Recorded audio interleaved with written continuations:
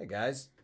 What's up, everybody? Oh, hey. That's Star Wars. There's definitely Star not Gremlins. Yeah, we'll fix this. We'll fix it. Yo, we'll fix it. Hey, we'll fix it in post, right? How you guys doing? What's up, Ken Coldblood? What's up, Broken Up Pie? What's up, Ken Coldblood? Hey guys. What are we gonna do here? What are we doing? What's up, here? MCR fan? What's up, Broken Up Pie? That's a great name, Broken Up Pie. Let's see here. Oh, I'm in the wrong dang. No, sorry guys. Sorry for everything. Guys, Sorry. we're in last week. Yeah. Here we go. Here we go. Shippa-chow.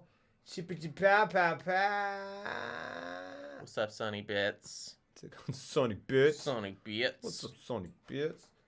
Hold on, guys. I'll get my crap together here. Yeah? Almost? You watched Gremlins with your family earlier? Kids hadn't seen it? That's awesome. Whoa. What did they... How old What did they think of it? How old are your children? Oh gosh, This is one of my should be one of my first questions. Yeah. It was my first time watching it. Yeah. As well. Yeah. So guys, give me some yeses in the chat if you have seen it or watched it recently or watched it for this. Since Gizmo was horrifying up close and thought the Gremlins were cuter. Agreed. That's really interesting. Agreed. Yeah. There's some times when they get and he has these little like looks where he's like, oh yeah, he's a murderer. Something Gizmo was horrifying up close. He thought Gremlins were cuter. We all saw Gremlins as kids, except Jeff. Sorry, he's 11. Yeah. Daughter is 5. Yeah. Did she watch it at 5? That's interesting. What if you haven't watched the movie? Well, we're going to talk about it. Yeah, and you're going to learn about it. It's going to be great. Saw Gremlins when you were pretty young. So you saw Gremlins earlier this week. I watched it Monday. Time. How old were you guys when you first saw Gremlins? I was 32. I was 4. What? I was 4. Wow. My grandparents. So this is why it's a violent movie. It's a huge movie for me. It's a huge movie from my childhood because I was 4. My parents left me in the care of my grandparents. My grandparents took me to see Gremlins in the theater. That's how I know I was 4 because it was 1984, and I'm old. But how did I turn out so wholesome? I was terrified that Gremlins would eat my liver if I didn't. And I think basically, as I was reading it, I was like, oh, that's what my grandparents thought. That the trailers kind of, I guess, probably to not give stuff away, kind of portrayed it as like, hey, Gizmo. It really only showed Gizmo. Yeah. And probably hinted at something more sinister, but didn't really necessarily show. And so they thought it was a children's movie. And they took me to see it, and it terrified me. Like, terrified. I was horrified. I was 4 years old.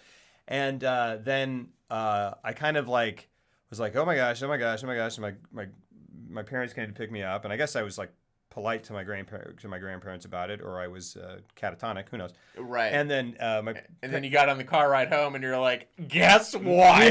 Yeah.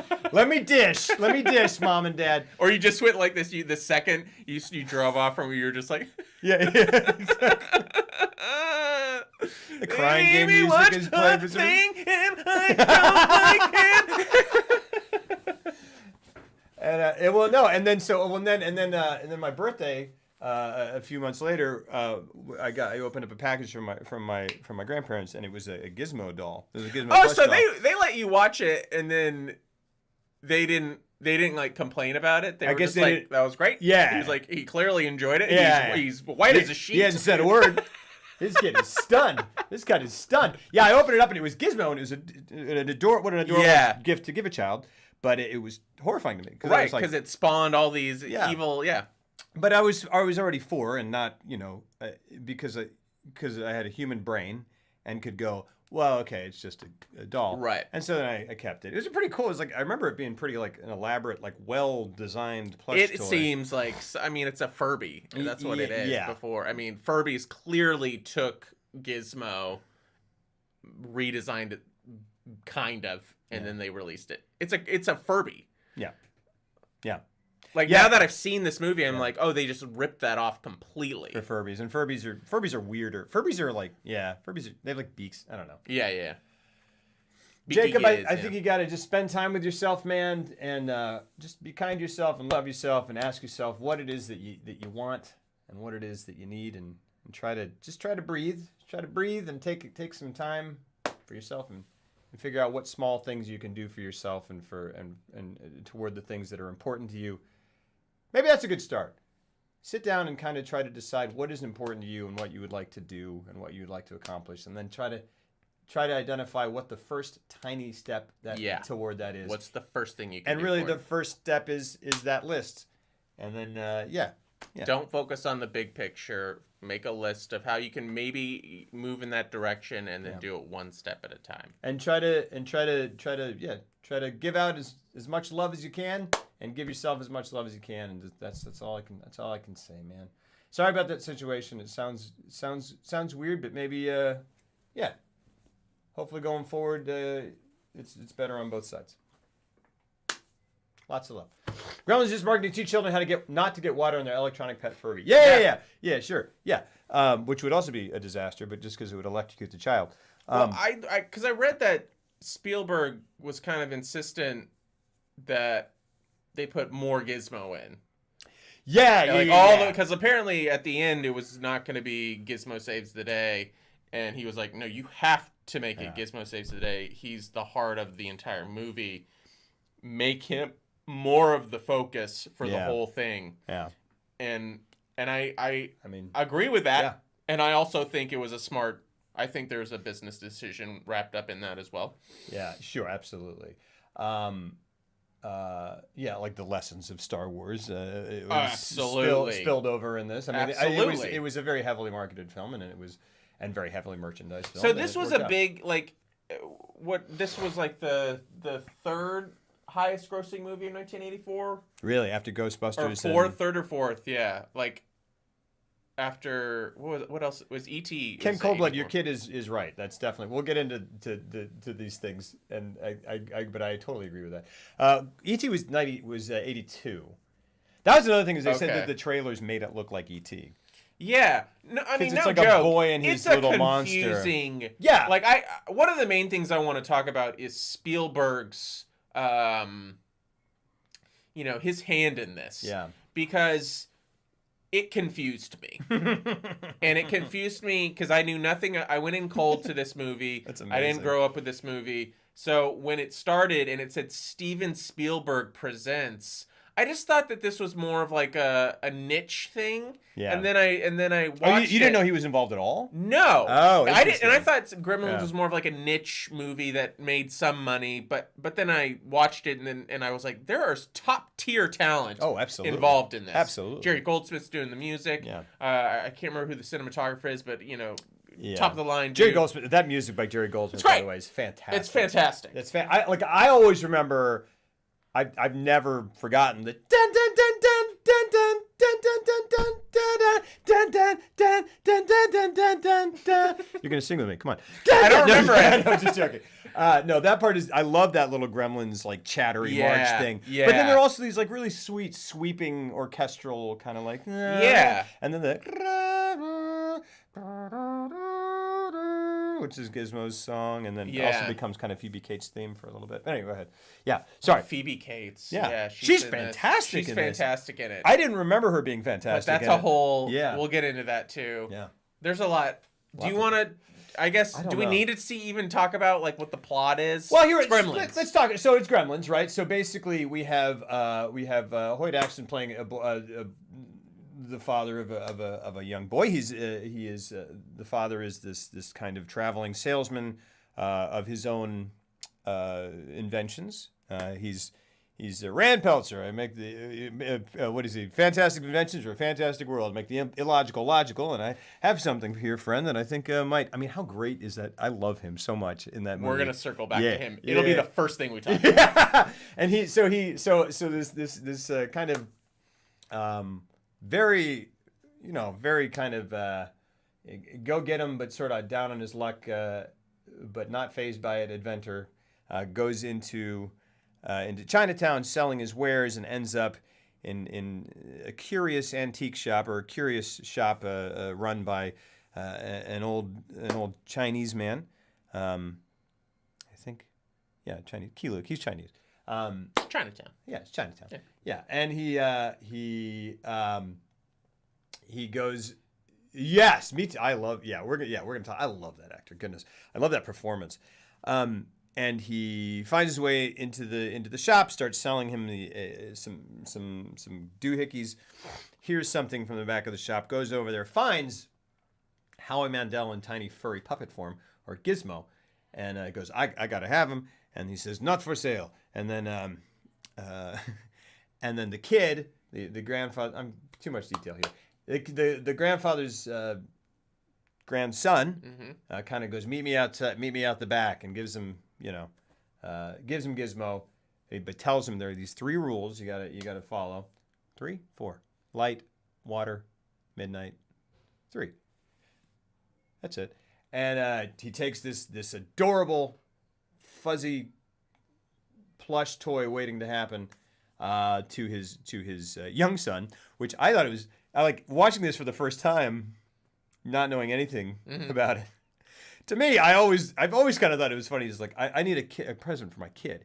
And you expect me to give it to like a 9-year-old. Yeah. He's like 23. Yeah. He's an old kid. And he goes, and then it's adorable. And he gives it to his grown man son. Yeah. Who already has a dog. It's not like he lost his dog. That dog, by the way, is like maybe the best dog actor I've ever seen. He's amazing, all the stuff he does. So then he gets this adorable little creature. Yeah, he's working at the bank. Yeah, he's not 18. He is a working adult. Yeah, absolutely. He's got a job. He drives a Volkswagen. He's a late bloomer. Yeah. He drives a Volkswagen. Yeah. And then through various plot contrivances that I actually love. I don't think there's anything really whatever. They break the rules. Lo and behold, the Mogwai, the fuzzy little dude, multiplies.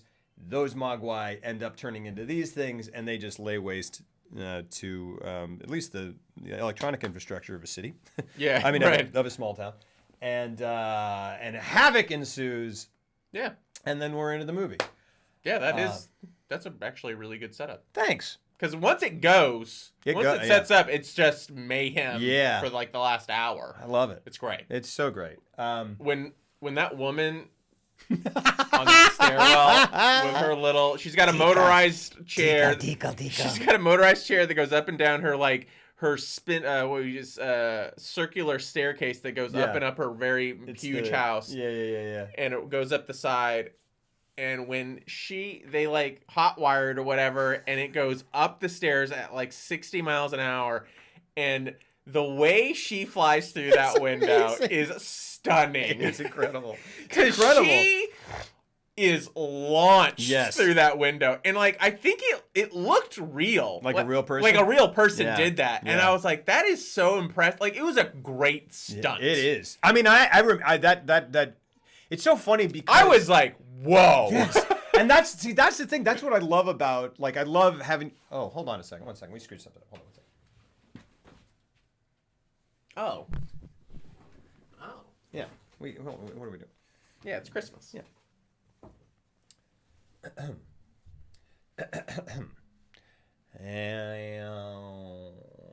we go. Anyway, so as we were saying, yeah, like this is what I love about like having you not have the fact that you haven't seen it, that you hadn't seen it before this. I love that because that image is iconic to me, but having seen it as a child and having always had it, I didn't ever think about it until just now how incredibly impressive that stunt is. And it's the way it's the way they filmed it too. Yeah, it's just great. The angle on it is great. Angle, it's just kind of like a side wide shot, and it's just a static. Like in this day and age, it would be like a GoPro on the thing out the window, which it'd be cool. So it would. It really would. Yeah. It would be so. It would either be a lot of shots, or like a lot of like extreme angles or whatever, and it was just a locked off wide shot from like across the street. Yeah, it just goes, and it just made it feel more real. It does, yeah. Absolutely. It was great. They do so much. there's so much specifically in this movie that happens in a wide. Like there's a shot where Billy's mom comes in, and is it Billy or I think it's either Billy or no, it's Billy. I mean, it's Billy's mom, not I can't remember. Kate is her name, but she walks in and it's just kind of, and she's like, and a piece of like china or whatever flies across the room and goes right next to her face, and it's just like, dang, that really happened. Yeah, like, and it's a wide, and you're just like, there's so much stuff that just happens, and they have these great like, oh yeah, oh thank you Ken Coldblood, yeah, it's a great effect, it's fantastic, and they just let things play out. It's great because it's an old lady. Yeah. And you don't like her because at the beginning of the movie she threatens to murder the dog. Yeah, you go like, yeah, she's like, it's crazy. Like murder an animal. She's like it's so arch right out of the gate. Yeah. She's like, hey, your dog did something, like pooped, you know. Like destroyed her. So you know what I want to do? It's like her snowman head. Yeah, this, like, her snowman imported head. Bavarian snowman that the dog like knocked over or something. Yeah. And she's like, she literally like gets in his face. Yeah. It's like, I'm gonna fucking murder your dog. Yeah. She goes. I'm gonna have him called, and I'm gonna call the pound and have them euthanize him. You know what they do? They're gonna put him down. And if they don't do it, I'm gonna find him and I'm gonna do it. She literally says like, I'll get you, my pretty angry little dog. Like one way or another. That dog is gonna die. I think she gets into the dog's face and goes, "I'll get you when you least expect it." Like she literally says that to an animal, to a dog. It's a lot. It is. Yeah. There's man. And I'm like, is this the villain or is this just like the wacky side? Yeah. I don't know. It's great. It's great. And then Phoebe.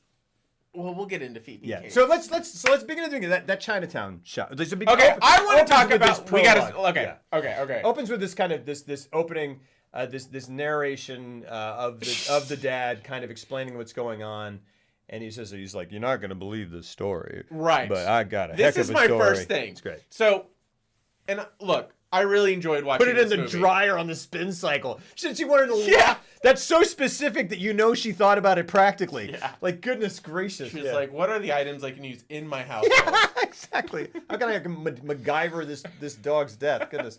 Yeah, anyway. So, this opening in Chinatown. So I love this movie. Yeah. We have got to talk about this Chinatown thing because from the opening shot, I was like, oh, they didn't have enough to explain this.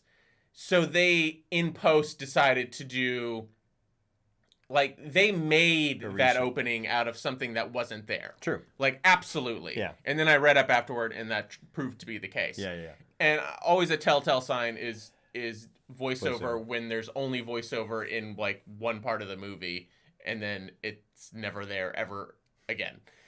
But also the way the kid explains the rules, that was absolutely an afterthought, and that was absolutely ADR'd because they cut away from him and he's just walking in like they slow it down. It's slow motion, but it's live it's normal speed footage that they slowed down in post because it's choppy. Yeah. And there were just a lot of moments in that opening where I was like, oh, they clearly thought it was too confusing and they hadn't set up the parameters and the rules of what the universe is. So they had to go back and do that. And, I mean, I don't know. It is what it is. But I love it. Sure. Well, I mean, it's just, I could just, and maybe that's just me being a filmmaker, but like, I could tell instantly. Yeah, and I can't remember what it was that they were going to. I read it, but I can't remember. They were going to shoot something, but they didn't. Like they had some opening prologue that they either got nixed or what. I can't remember what it was. I'll catch the beast myself. Then you'll get what he deserves: a slow, painful death. Maybe I'll put him in my spin dryer on high heat. Yeah, Mrs. Deagle. Jeez. Yeah, goodness. But then she like later is like in a separate scene is like, cool. I'm gonna get you. Yeah. And you're just like, good gravy. And then like right before she dies, she has this like this scene where she's in this house and she's picking up her cats. She's being very sweet to her cats, and you're like, oh, this lady lives alone with her cats. And she's not really happy. And then she literally also has a line somewhere where she's like, the bank cares about what I care about, which is money. Yeah. And just they got the most. I thought it was more like it wasn't lonely. It was just like, oh, she's a cat person, and like that's the joke. Oh, that's funny. She's a cat person. Yeah. And but they have they just got they picked the most for that scene where a woman and her two urchin children come up to her and say please, Mrs. Deagle, my husband, he's got a job, and we just need a couple more days on the bank. Please don't bulldoze our house or whatever, foreclose, because apparently there's this backstory to this whole real Pottersville aspect. Right. Exactly. Yeah, it right. literally is. Yeah. It literally is. It's like A Wonderful Life, which and their use of media in this movie is very interesting. I mean, there are movies constantly in it. They're constantly going. There's a TV, and at some points. I like to kind of go back and watch it with this specifically in mind, but there's they have Invasion of the Body Snatchers. They show the pod scene kind of right before the pod, whatever. And then as when the Gremlins have, I guess we haven't really talked about this yet, but when they've eaten and they're kind of in the middle of pupating, it cuts to a scene, or it's on a TV where someone's screaming. He's like, "They're here! They're already here! We're all doomed!" or something. And it's just oh, cool. It's that is the point we are at in the movie. Right. Earlier, she was watching It's a Wonderful Life. I love that mother actress. I love her. She's really great. Yeah. What else has she been in? Not a thing I can name. But I mean, I haven't looked. Yeah, she was really good. But she just there's just that opening scene, her intro scene, basically, as Billy comes down and talks to her, and he's like, "Hey, Mom." And he's like, "What's wrong, Mom?" And she's like, No, it's just a sad movie." And he's like, "Come on, Mom." And then she's like, "Oh, it's that time Mrs. Deagle called, and they're under stress from the bank, and then they know that there's such a sweet heart to this movie. I just love the dad, which we're about to talk about, the dad character who has all these failed inventions, but just the fact that it's not even what a great way to do it. What I'm about to say. The fact that the mother and son constantly are trying to make these inventions work. Mm-hmm. It's so sweet. Yeah. It's so sweet. He's got this kind of bandolier of oranges around this thing, and he could just pick it up and squeeze it, but he gets up to it and he's just and you can just kind of see him go for Dad. Yeah. And he's we're just gonna, whatever. And it's so sweet. And then I'm glad you thought it was sweet. I thought it was, man, this guy's a burden on his family. Oh, wow. well, sure. Yeah, and I think I'm how long are you guys going to entertain this? Because, my God, he is destroying your kitchen every morning, and then this poor woman has to clean it up, and his kid has to take a shower after getting covered in orange juice every morning. And it's oh, I want a cup of coffee. But instead, syrup comes out, black syrup, and she's it's a little thicker. She says something like that, and he's Well, he comes over to it, and he's like, "Come on, what's wrong with this?" And kind of makes a joke out of it. He makes a joke out of it, and I'm you're a terrible human being. No! You're a terrible human being. No. And you don't care that you're so obsessed with making it as your thing, which you're terrible at, that you're refusing to look at what it's doing to your family.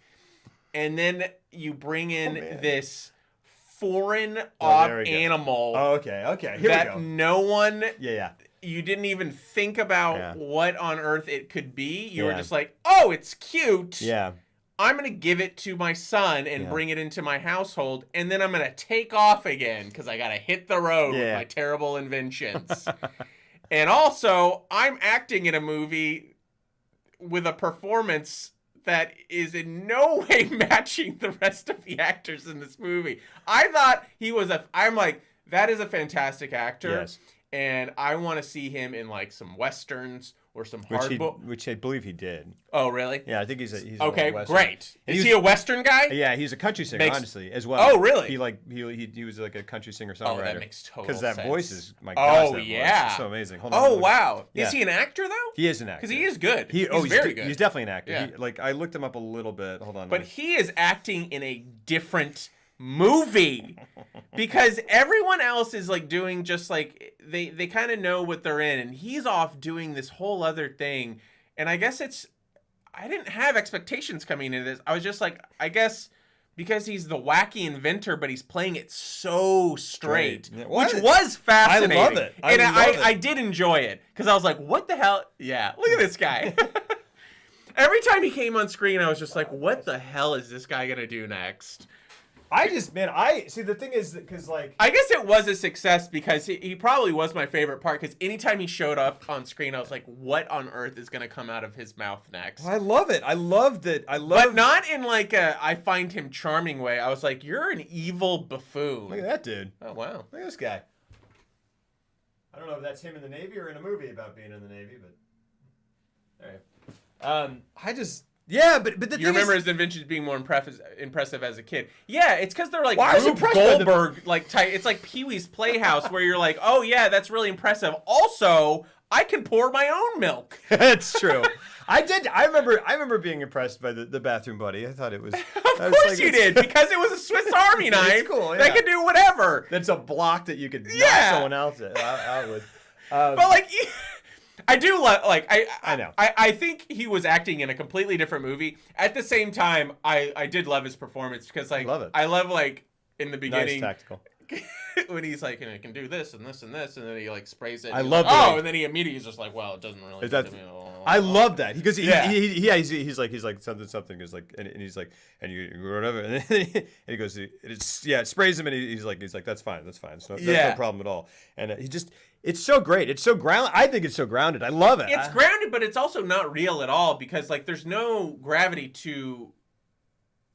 Like, when he shows back up at the end, he's doing the same thing he was doing in the beginning of the movie. He's just and then he's like, and then he sees a gremlin, like, the whole town's been destroyed, and they're in, like, the little plant shop or the Christmas tree area, and and White Stripe's been killed by the sun. He's just over there, like, well, there you go, partner.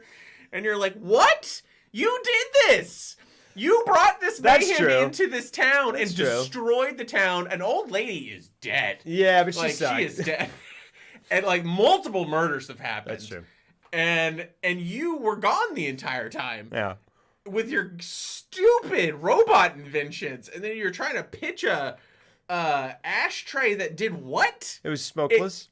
What does that mean? It was a cap for an ashtray? I don't know. We never saw it. We never saw it in action. Well, you did because when he leaves the gas station, the attendant that he pitched it to is over there going like this, like opening it and closing it, like he's trying to get, because it just traps smoke. That was the invention. The guy is stupid. I love him so much, but yeah, sure. He's stupid. He's a stupid inventor. Let's keep going. Let's keep going. Okay. All right. But I think yes, but I see this is it because there is that side of it. Now give me your point of view. Well, yes, my heart goes out to him because he's this to me he's this larger than life character in his family, right? And he is this sort of like optimistic kind of dad. He's just a dad. He's like a big dad. He's a super big dad. He's a big dad, and this goes with what Ken just said, which is he made it as an inventor by sheer quantity. I mean, never see anything's all calm like that. So we'll talk about that in a second, MM7, because that is what. So when I saw that, so we already said that MCR fan, yeah. Yeah. Colin, how are you treating these demon monsters like they're a mouse in the station? A lot of the movie treated them like that, kind of. I mean, it really, I don't know, Yeah, it was interesting, but when I got that Gizmo doll, I got over it, and then I remember being back at my grandparents' house like a year or two later, a couple years later, and my parents left and went to watch a movie, and I was watching it by myself at my grandparents' house at night. Gremlins. Okay. Came on TV. Oh, okay. So it must have been like a year or two later, or a couple years. This on TV. Wow. Mm-hmm. And I was like. I saw that it was coming on. I was like, all right, Gremlins. I'm older. It scared me a lot when I was a kid. I'm totally ready for it. And I was fine for most of the movie. Pretty much all of the movie. I was like, I'm good. And then that monologue at the end comes on where he's like, so if your refrigerator goes on the fritz or your VHS player won't something, make sure you turn on all the lights, open all the doors, check under all the beds, because there might just be a gremlin in your house. And it went dun, dun, dun, dun, dun, dun, and that last line terrified me because because I was still a kid, and in Costa Rica where we lived, there were power outages all the time. I don't know, it just scared me. Well, yeah, because you're saying it's not over. Yeah, exactly. Two cops who made it. I love those cops. I love those performances so much. A young Jonathan Banks. Who's Jonathan Banks? I love that dude, whoever that is. Imagine only being able to sell like 1 or 0 every single thing and buying a house with it. Yeah. I think he may. I don't know. We don't know his backstory. To me, yeah, they did buy a house at some point. So at some point, he had something that was successful, or he had an inheritance or something. But he's following a dream. That's not they didn't set that up. That's you can't presume that. No. They just made him. They gave him a great house because it's the '80s. And they're just like, those are distractions. Yeah. They're like, he's a wacky inventor. Yeah. And that's it. And it's just, it is what it is. Oh, and I've never seen those. If you really tried to like connect the dots, it would not hold up. Like, I mean, you couldn't hold this. You can't hold this movie up underneath the weight of reality trying to justify. It's just not that type of movie. To me, it could be. Well, I mean, I don't. Yeah. To me, it feels like maybe, possibly, he had like a different job, and now he's following his dream. Okay. You know, I don't know. I mean, that's just the pure conjecture. Yeah. But basically, he is this sort of like, kind of this force of nature, to me. And because this is the part that. What does that mean? In the sense that he is like this. A tornado? Sure. Yeah, a tornado of questionable inventions. But he in his family is kind of the motor, the spirit. He's kind of like, I don't know. There are characters like that to me in life and in movies where basically they're doing this thing right. He asked his mom what she's sad about, and she's like, Mrs. Deagle is maybe going to try to foreclose on the house. They're in trouble. He goes over there and she's like, your dad's inventions, they work so well for the first few months, and then they whatever. Yeah. I don't know if that's the same scene, but then the door opens and you're, well, you wish you a Merry Christmas. The dad walks in, and the way the mother just lights up. At the sound of his voice, I'm just like, oh, they love him so much, and he loves them, and it's just, I think. But does he? What? Yes. In the sense that, like, I took him as a very selfish person. Really? Because he's just obsessed with his art, like his inventions. Like, I just took him as albeit not a very successful genius, but in terms of like what his output was. But I think he was like the genius character who had to be left in his lab to create his art and create his toys and create his things. And they were like, well, look at what he's doing here. But then you see it, and you see his output, and you're like, that's... Yeah, MM7, we'll talk about that. We'll talk about that. Because Gremlins is sort of based on this idea that it was kind of a joke, sort of like a thing that was passed around with World War II fighter pilots, that mechanical failures were caused by gremlins, which are these specifically little tiny monsters who specifically attack mechanical things and cause them to go haywire. And there's a Bugs Bunny cartoon about it. And there's the Twilight Zone episode of a gremlin on the wing of a plane, and it's just like whatever. And then subsequently, based on that, the Gremlin on the Bus episodes of The Simpsons, which if you haven't seen, I haven't. Oh gosh, it's so good. Is it in the one? It's a Treehouse of Horror. It's fantastic. Is it in the season that I have? I think I've already seen the Treehouse. Yeah, I don't think it's in that one. Okay. That's so great. I love that one. Mogwai is adorable.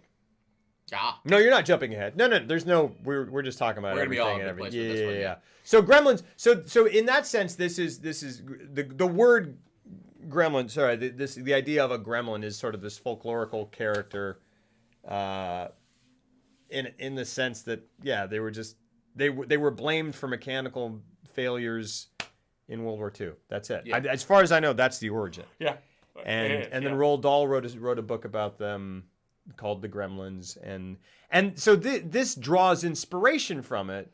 And for a while when I was a kid, when I found out that there was that kind of prior establishment of this Gremlins idea, I was like, oh, they just took the name and didn't do anything. But if you watch this movie, you go, oh, they screw with mechanical stuff. Yeah, pretty exclusively. Yeah. In Gremlins 2, it's a little different.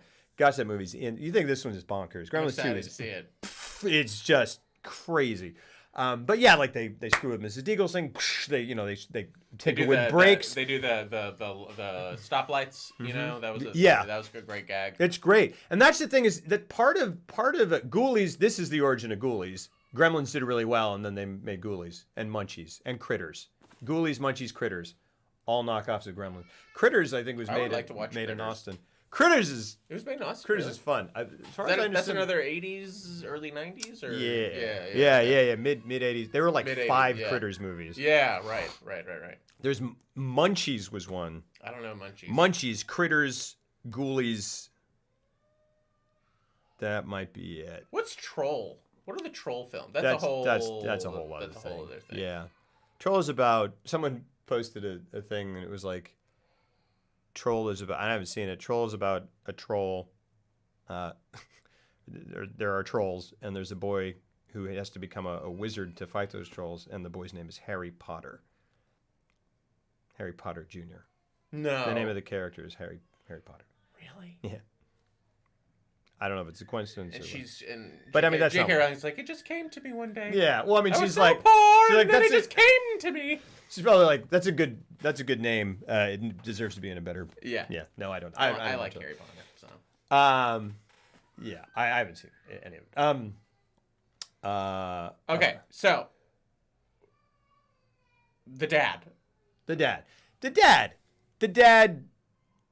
That's interesting that you had that reaction to him. I agree that I think the angle that the movie wants you to view him with through the prism is that he's a good dad, a lovable loaf of a guy, and like yeah. But if you pragmatically just kind of look at his actions throughout the film and kind of what he says and what he does, he's a very selfish guy. He's a very selfish guy. Then he gets by. I guess it's that abusive type relationship where he's like, oh, he's so charming and funny and we love having him around, and then he leaves for 3 months and we never see him, and he leaves us with all these gadgets that are really funny and cute, but also like bring our quality of life down like significantly, and we have to put up with it to entertain his ego and wow, yeah. I mean, sure.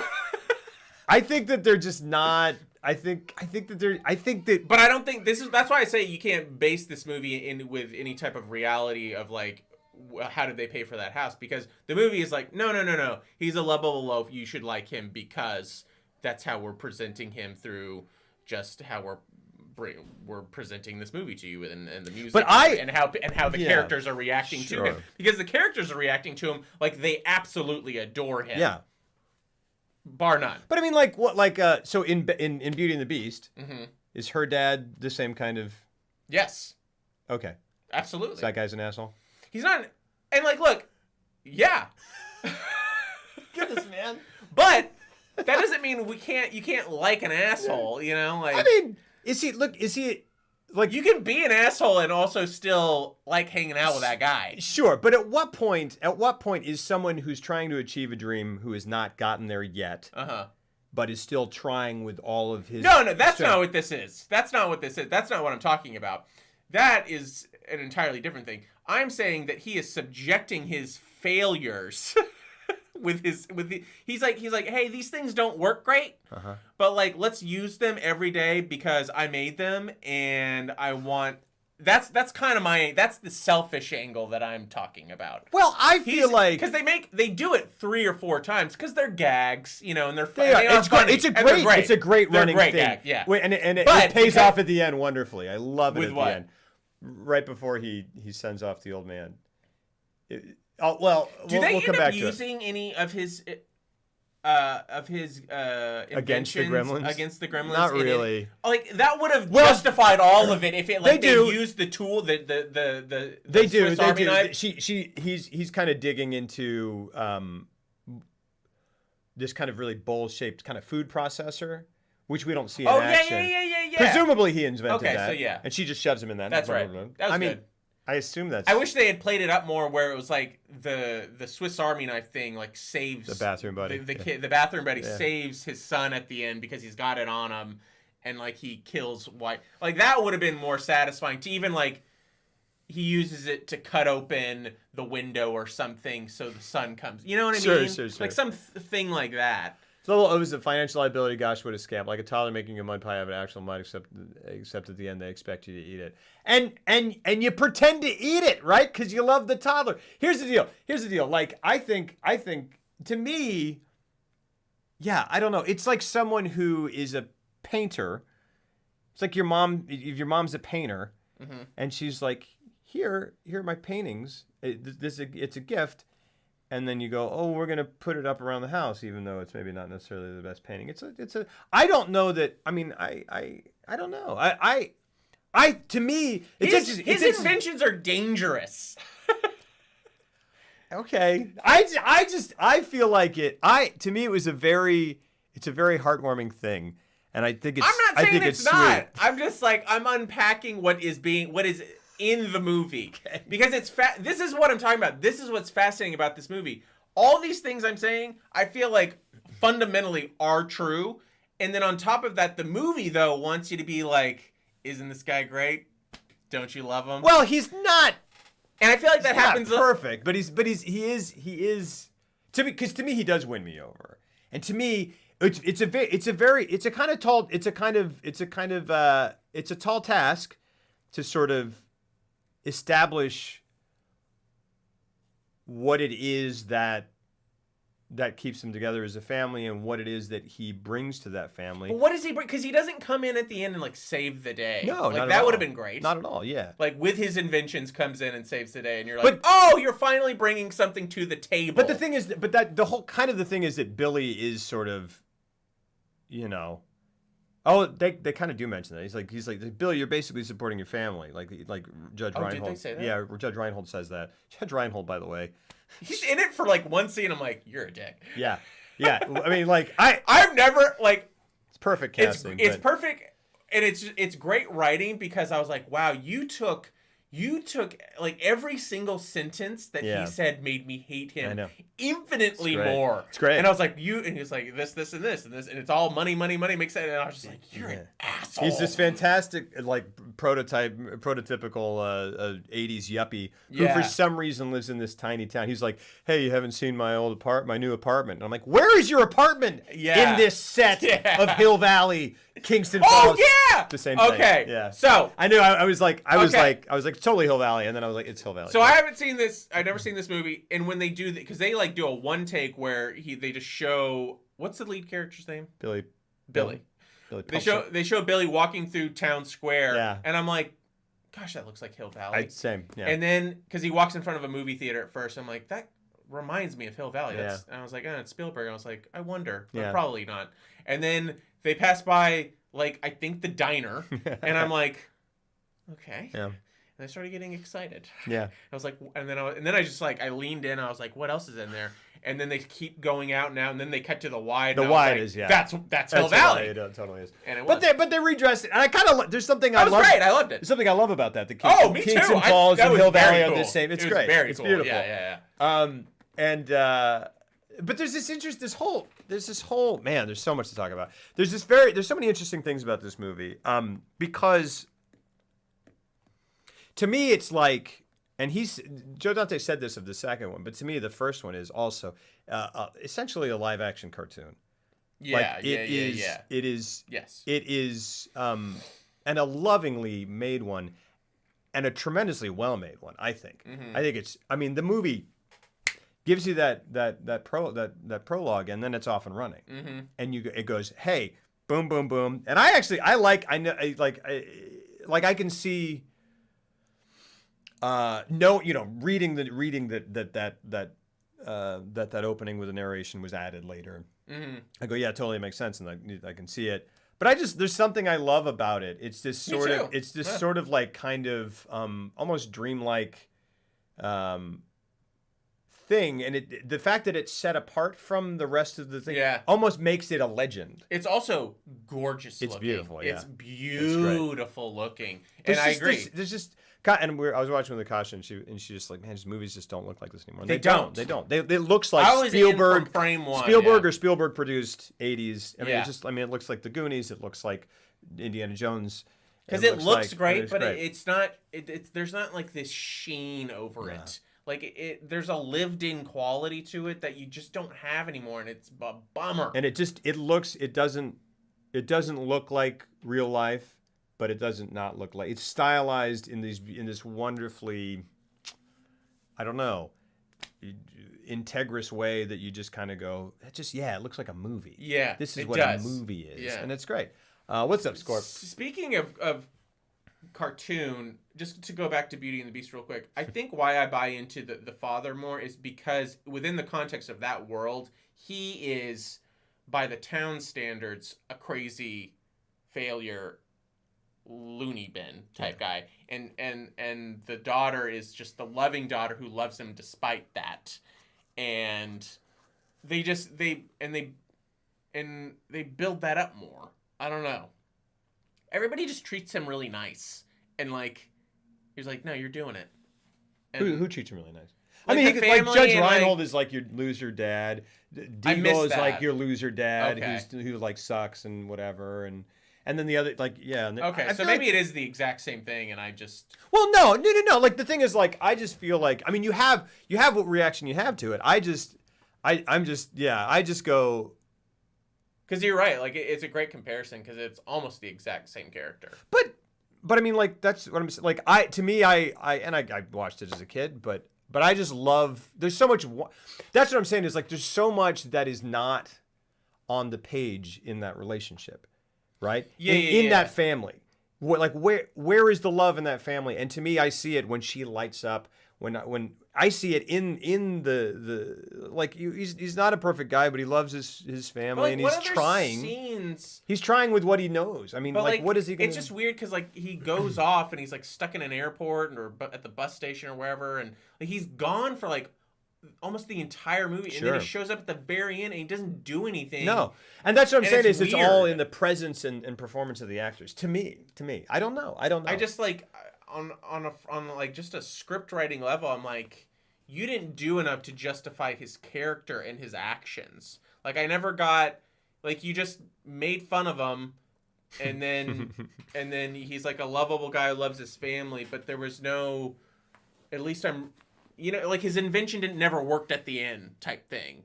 You know what I mean? Yeah, and that's what happened in Beauty and the Beast. Like his big machine finally works. Does it? I can't remember. I think so. Sure. Yeah. Yeah. I don't know. Like the thing is, like, so, like, what is it that makes him so take Honey, I Shrunk the Kids. Right. Why is he lovable? Because it's Rick Moranis, and that's a genuine. That's another point because like, and I read something because you didn't go into it, and they were like, they cast him. Mm-hmm. Because I was so like, oh, he's in like a completely different movie. It's a great performance, but it's from it just doesn't match to me with everything else that's going on in the movie. Mm-hmm. And then I read that Joe Dante hired him against the protest of every other actor or everybody else. Really? But he was like, no, this is the guy I want. This is the performance I want. So it is exactly what Joe Dante wanted, but apparently everybody else was like, this is wrong. And that's interesting. And I thought that was very interesting because I just had that initial reaction. And again, I like it. It's just that's what I took from it.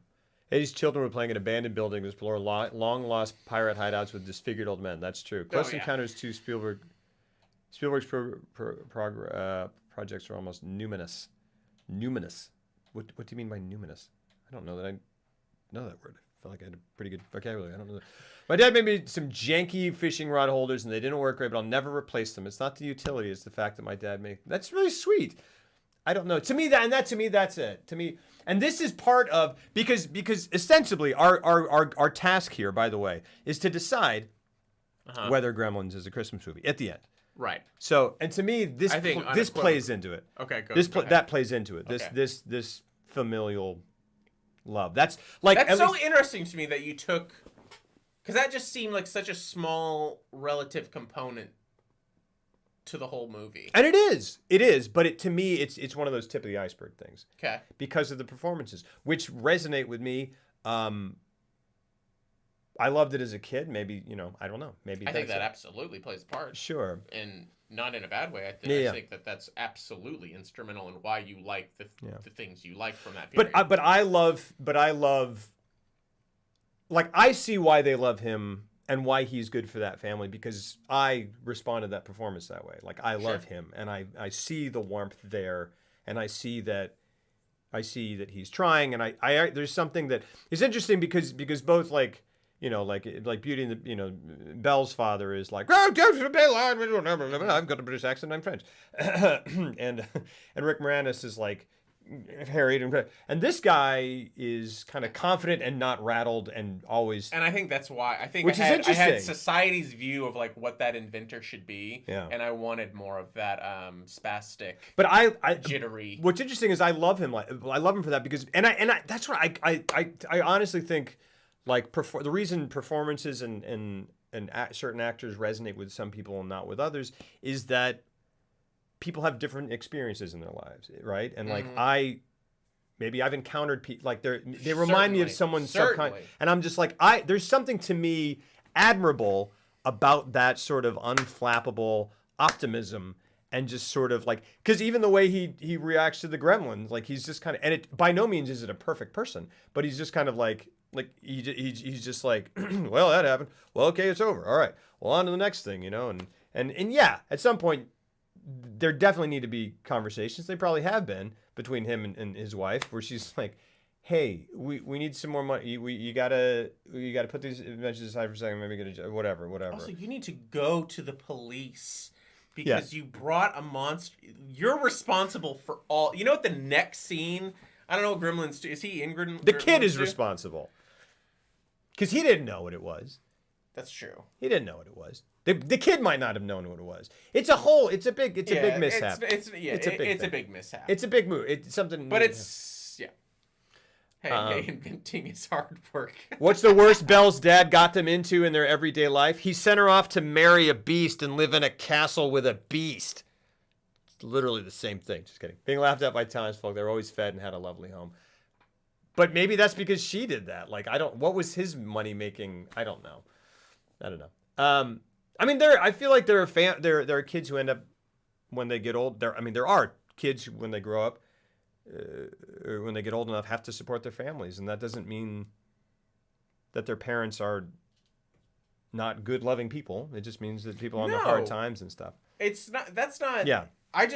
It's interesting to hear all this because you're taking a lot that I don't even see there. Yeah, sure, and that's interesting, and that's very interesting. Yeah. So I'm thinking it's like something like a childhood thing, or you knew someone like this or something, because.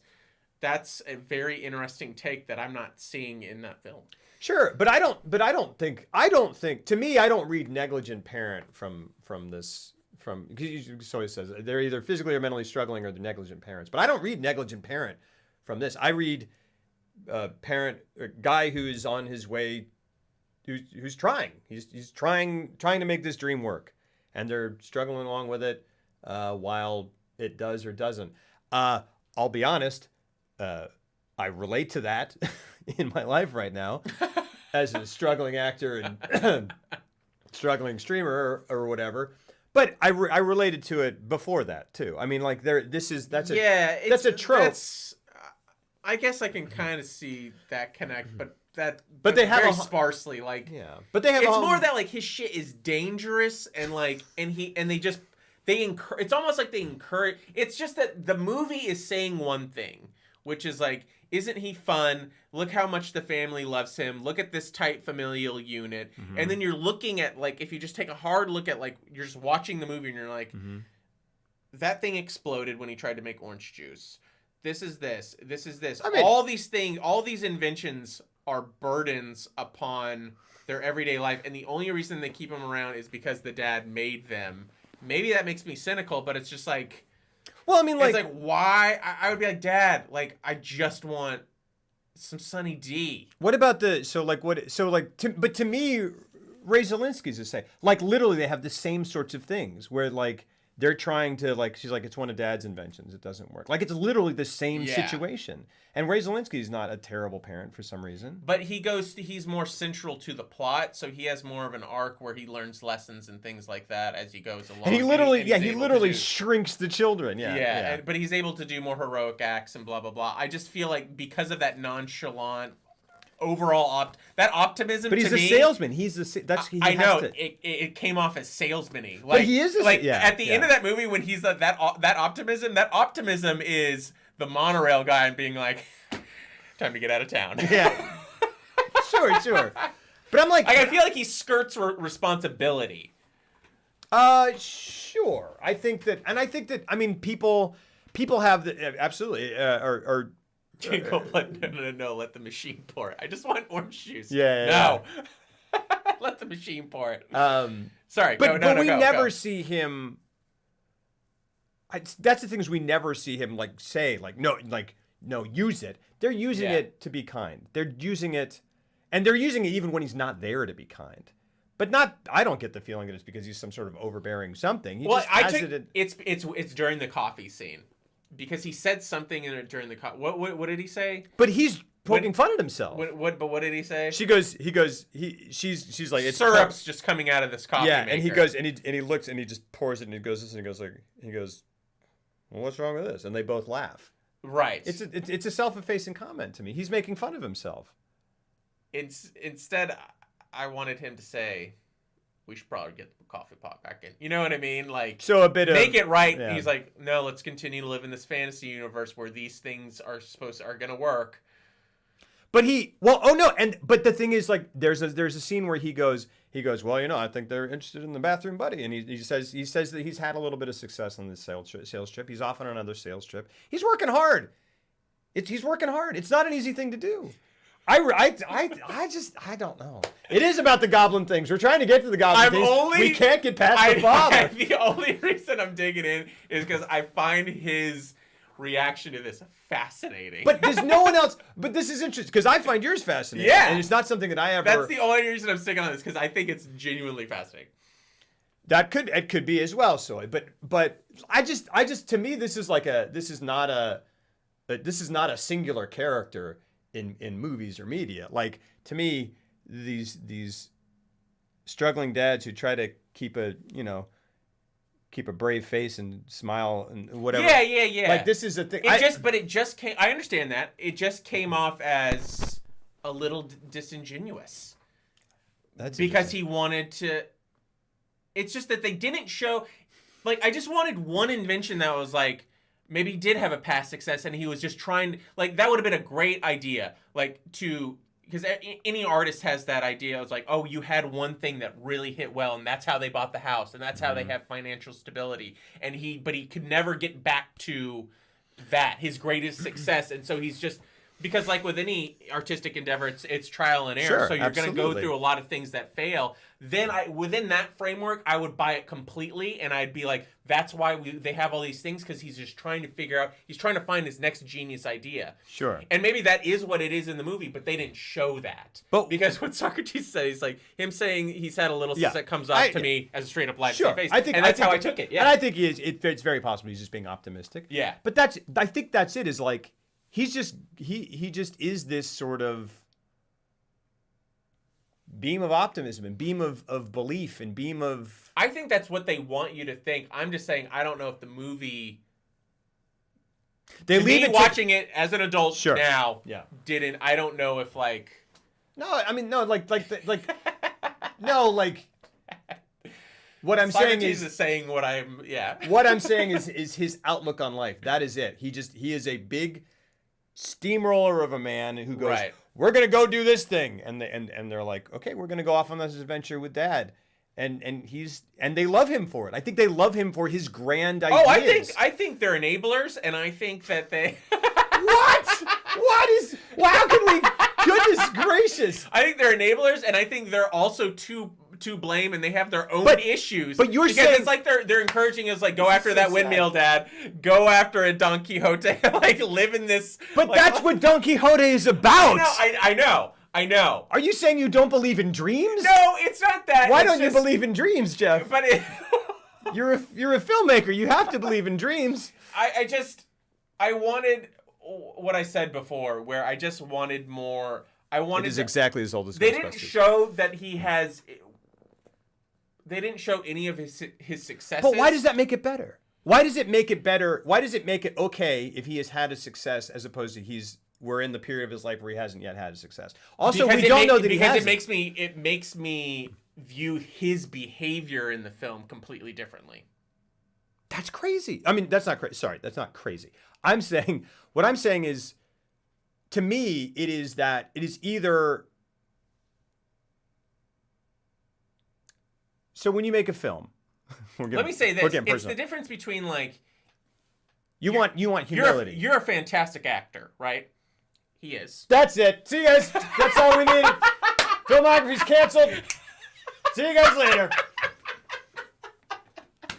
And there we go. We will never. It only took 18 episodes, but he finally got it on camera. Pull it down. I spent so much time on Photoshop making this, so we can just, gosh darn it. Okay, but let me continue with this. Please You're a fantastic actor. Elaborate. So when you try to make the comparison that you're like, well, I can relate to that. Yeah, but you're a fantastic actor. So when you go out, there's a real possibility that you're going to get gigs and get jobs and stuff, and there's a reason to believe in you because you have talent. This movie didn't show me that he has any talent. He's a bad actor, and I'm like, you should give up. But to be perfectly that's extreme. But no. To be perfectly clear, you're not saying that he is a bad actor. You're drawing that analogy. Right? No, he's a fantastic actor. I enjoyed this performance. Yeah. It's insane to me that it's in this movie. But here's the thing: we do not know that he hasn't had any success. We don't. We do not know that. We are watching a period of his life.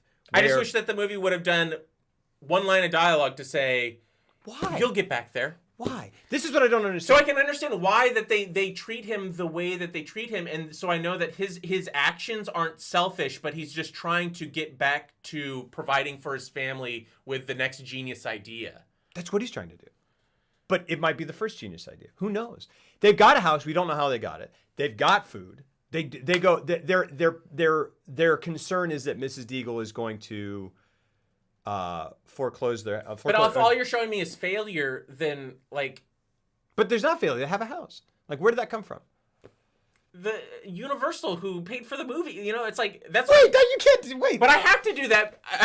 Okay, you're right. I can't do that because I'm breaking this down far too much. Well, sure. To look into. So I probably should do that. But the movie didn't say how they got the house. No, it didn't. So.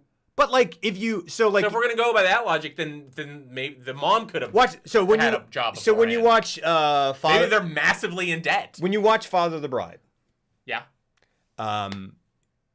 they've got a gigantic house. Right. Father of the Bride, the remake, sorry, with Steve Martin. Right.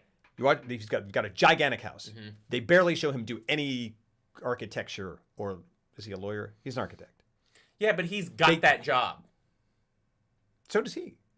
He's got the job. He's doing the job. And all you're showing me is that he's terrible at his job, and he's not. He doesn't have a job. He's an inventor looking to sell his next big thing. That is his job. I'm an actor looking to sell myself. You're a filmmaker looking to sell your film. But like an architect, I don't know how an architect's salary works. I don't either. But are they on salary or is it a commission? It's project to project, but you can be with a firm or you can be I don't know why. I've only seen Father of the Bride like 2 times when I was young. So, it's so weird. Yeah. They have a huge house. Yeah. I remember that house. Yeah. What I'm saying, it's one of those things. Great house. We need to do a series specifically on like movies in the 90s that were made where you're like, cool. This movie's fine. Explain how they have that house. Yeah. Like Home Alone. Yeah. Because you're like, wait, what does his dad do? Is he the Secretary of Defense? So is this like a Chris Columbus thing? Like, is just Chris Columbus just doing... No, it's the 90s. It's the 90s. It is the 90s. Because the 90s were That's what I'm saying. They were a relatively financially prosperous time for a lot of rich people. Yeah. And so they were like, that's reflected in the movies. Yeah.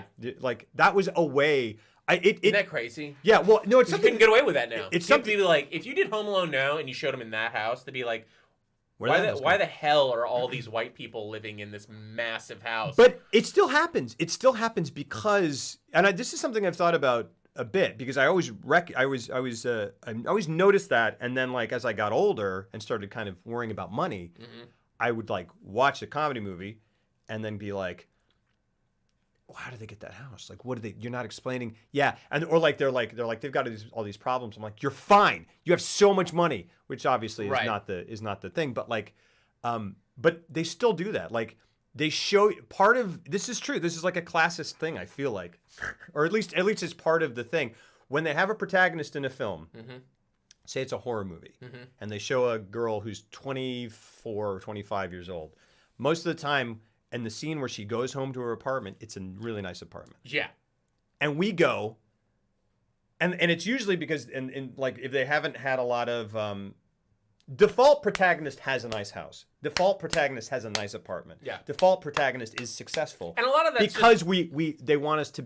It's an aspirational character. It's an aspirational character. Go. It's aesthetic. I like them. That's true too. I cannot tell you how much of that comes into aesthetic. But it also feels often like a character statement because they show. You try to combine the two, but you also like even if you're going to go for the dingy apartment, you go for the best. Of course, that plays into that the most photographically speaking. But I'm not talking about. I'm not talking about like because yes, definitely. But like default character when they're like, we don't need to show that they're rich, we don't need to show that they're poor. Doesn't matter. Like it literally doesn't come into the thing. Usually, if they're poor, it's because it's a movie like. I don't know why this is the one I'm thinking of, but like Everything Must Go or something where it's like, oh, they're down on their luck, or it's like that's a character thing. If not, they have a really nice apartment, and they walk in and they put their keys down, and you pan around and you go, that's a nice apartment, and you go, okay, that person is successful. I can admire them. I think it's that. But I just as a filmmaker, I also know that I think you're always going for something. You can't film in an apartment complex apartment. It's boring looking. That's true. Unless the point is to do a Fight Club thing where it's a straight up like look how monotonously boring and repetitive the architecture and how mundane this looks. But there's no reason in Father. Well, there is because it's just so annoying. It's like I'm really annoyed by those movies. Those Father of the Bride movies. They are the most egregious example of that. Yeah. Where he's just like, oh my, like I'm like that's like you have the perfect. But that protagonist is like I have that reaction, and maybe you don't. This is interesting. As I have the reaction you're having. I have that reaction to George, whatever his name is, Steve Martin's character. It's not Steve Martin's fault necessarily, but it's like it's the writing, where it's like here's this dude, and he goes. It's his narration. He's the most self-centered character I've ever seen in my life. Yeah. His daughter is getting married to someone she loves, and he loves her a lot. And it's great. And he's just kind of constantly just complaining about how much he has to pay for this wedding. And I'm like, look at the car you just jumped into to take a drive around and take your mind off your problems, you stupid idiot. Yeah. You don't even seem to be stressed about work at home. Yeah. I know that's not part of the story, but shut up and let your daughter get married. And if it's a thing where you go, now I'm just berating this movie instead of talking about Gremlins. But if it's a thing where you go, we can't afford that, honey. I want to. It's not that. He's just like they can't afford it, and it's just he just kind of like doesn't say anything to her about that, but he just gripes and complains about it and blah blah blah blah blah, and then ultimately he realizes he's been being selfish, and I go, I know, for an hour and a half, I know, I've been screaming at you. Diane Keaton is a wonderful wife to you. Your daughter is lovely, is just a lovely person. The guy she's marrying is a lovely person. Shut up about your big house and spending too much on Martin Short and just being a dick to him. Yeah. Anyway. Yeah, that's how I felt about the dad in Gremlins. Okay. Do you feel that way about the guy in Father of the Bride? I don't know Father of the Bride Who cares? Close enough to say. I don't like those movies. But anyway. Do you want a little sip of water? Because you just went on a little tangent there. I did. But here's the I guess that's it. Like you put. I think that. Yeah, I don't know. Like Doc Brown. Yeah. Doc Brown is he a lovable character? No one gives Doc Brown crap, but he is a crazy man. He has no ties. He puts he puts a child who is not his child, which I don't know which is worse. He takes someone else's child and well, he doesn't put him in the time machine. Yeah, he's an artistic genius who's focused on solely on the mission at hand, and he has a renegade. I mean, if we want to break down that relation, that's a whole episode unto itself. Is the relationship between Marty McFly and Doc Brown, and how it makes no sense. Where's the prequel to that? Yeah. You know what I mean? Yeah. And also, I never want to see that prequel. But yes. No, never. No. Sorry, I want to scroll back up. Oh yeah. Yeah, I mean, and it is. Yeah, there's 1,070 because they want to eliminate that stress from the movie. They go, don't worry about that. This movie's about this. Right? Like the financial limitations. Yeah. Lobo relates to him in solidarity of a fellow freelancer. I'm a freelancer. Like, I get it. I know. I get it. Yeah. But what I'm saying is, like, what I don't understand is it seems to be that my interest with what you're saying. Wouldn't it be more effective to not have the movie take place in a nice house to show down in the dumps thing? Yes. Is it a nice house? Because then it would have instantly, I've been like, cool. That would have solved one of the issues. Yes. Because it would have explained things without having to explain things. Wait. It was too much of like a nondescript, like, I didn't get from that house that they were struggling. You know what I mean? He had his own room where he was inventing. He had an inventor's But it was like room. kind of like an attic sort of thing. Like he's like a converted attic, and they also live in a small town where presumably prices are not what and they maybe lived in that house for a long time. But I think And 13 going on 30, she works for like Glamour or something. I understand. Oh, but still, she's like an editor or something, isn't she? I like that. Secretaries is I like that. That's your go-to. 13 going on 30. But because Sawyer she's a fellow journalist and she understands the struggle. That's the Jennifer Garner vehicle, right? Yeah, that's big with Jennifer Garner. Yeah. That's like saying Ryan McLeod because Anastasia, or whatever her name is, makes like yeah, right. Is she a writer in 50 Shades of Grey? Anyway, whatever. To be honest, I hate when I want to talk about people in video games and they get caught up in superficial. But yeah, sure. No, I got you. What if writers who write these scripts give the writer characters nice houses to form which?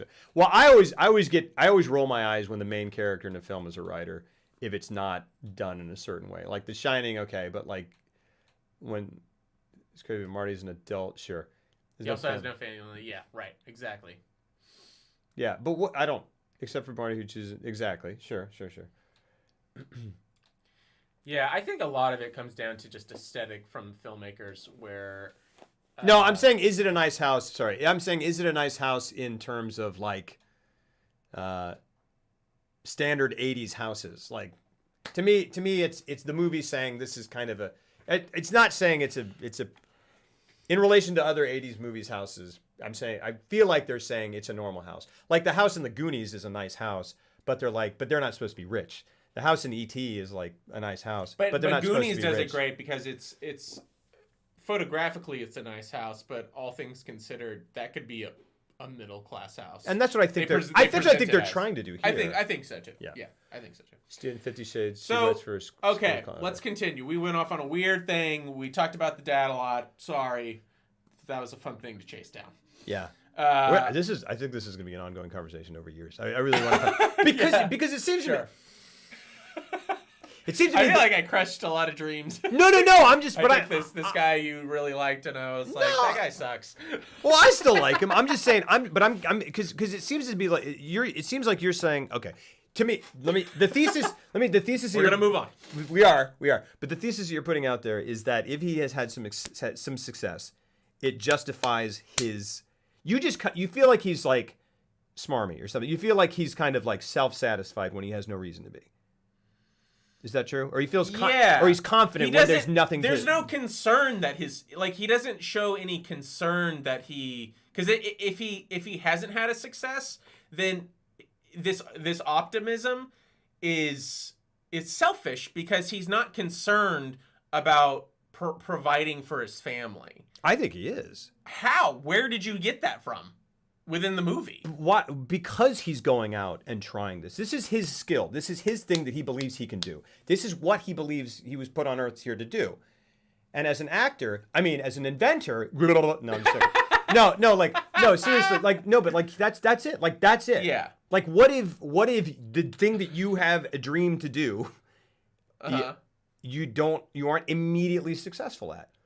Do you give up? Like, that's the thing is like, I'm not, because I'm in the same boat that you are. Like, I'm trying to be a filmmaker and all that. Like, what I'm saying is it selfish to, like, I don't see in the movie him showing any type of worry or concern for his actions. And he tries, and so when he makes these jokes, what did he say during the coffee thing? It really pissed me off. What did he say? It's a self-deprecating joke. What did he say? He goes, well, what's wrong with this?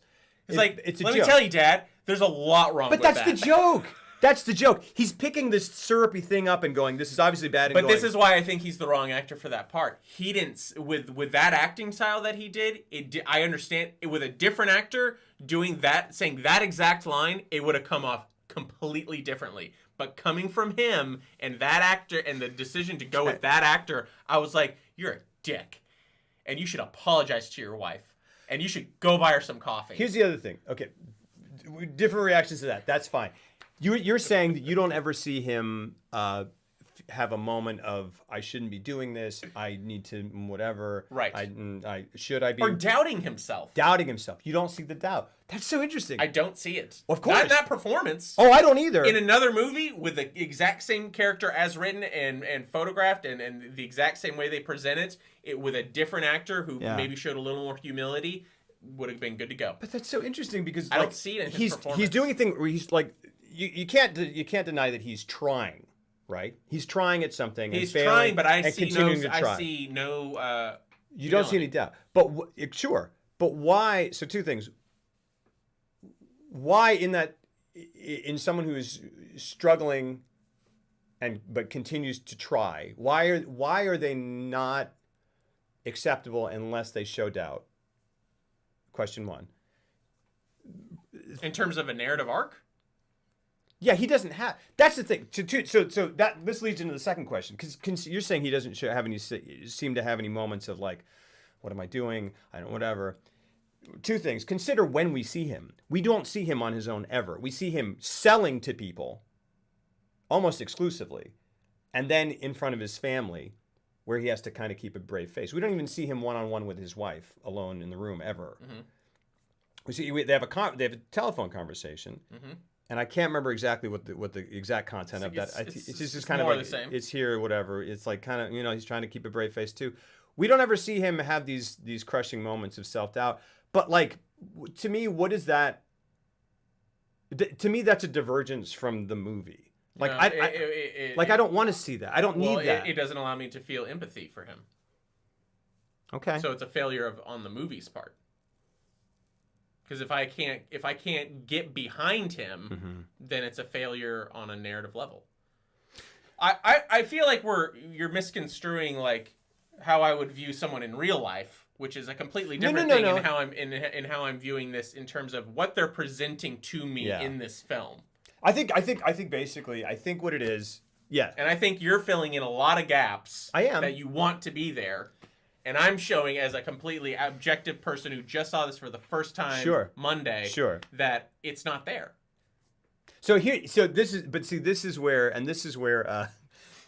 it always. We're not gonna move on. No, I know. But here we go.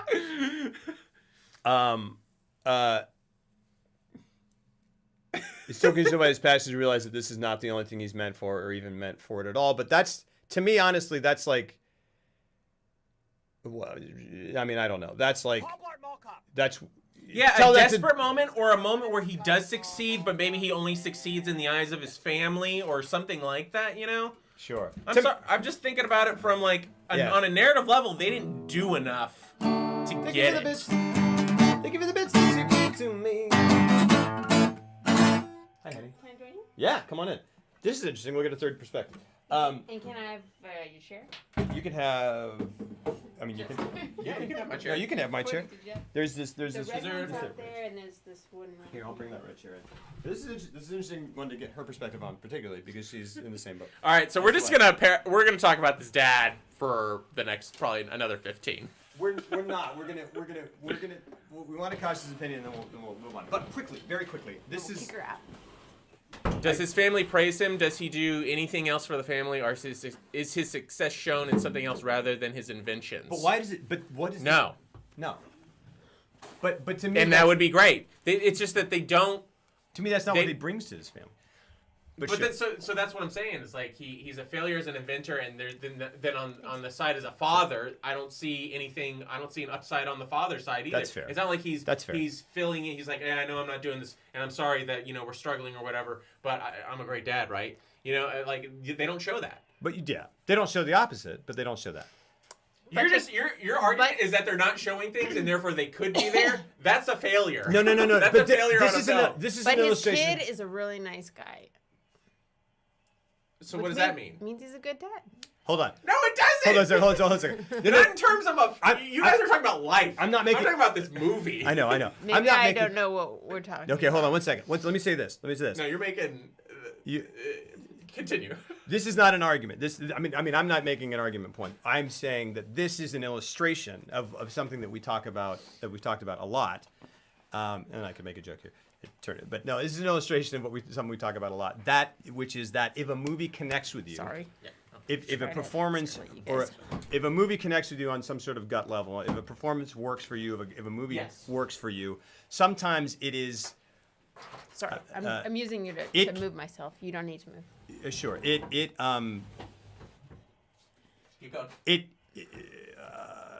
just does. Absolutely. It just does. So like what I'm saying is I'm not trying to deny you. No, and I'm not denying you either. I'm just saying that like I see it there. Yeah. Because I go, yes, it clicks with me. I fill in everything else because to me it is given to me. To me it is there. And that's awesome. Yes. And to you it's not, and there's just not. It makes me feel like I have no soul.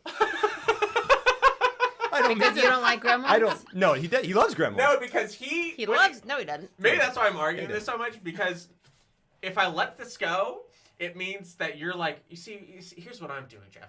I'm imbuing this with warmth and love. No. And a bunch of heart. No. And what you're doing is being a goddamn robot. No.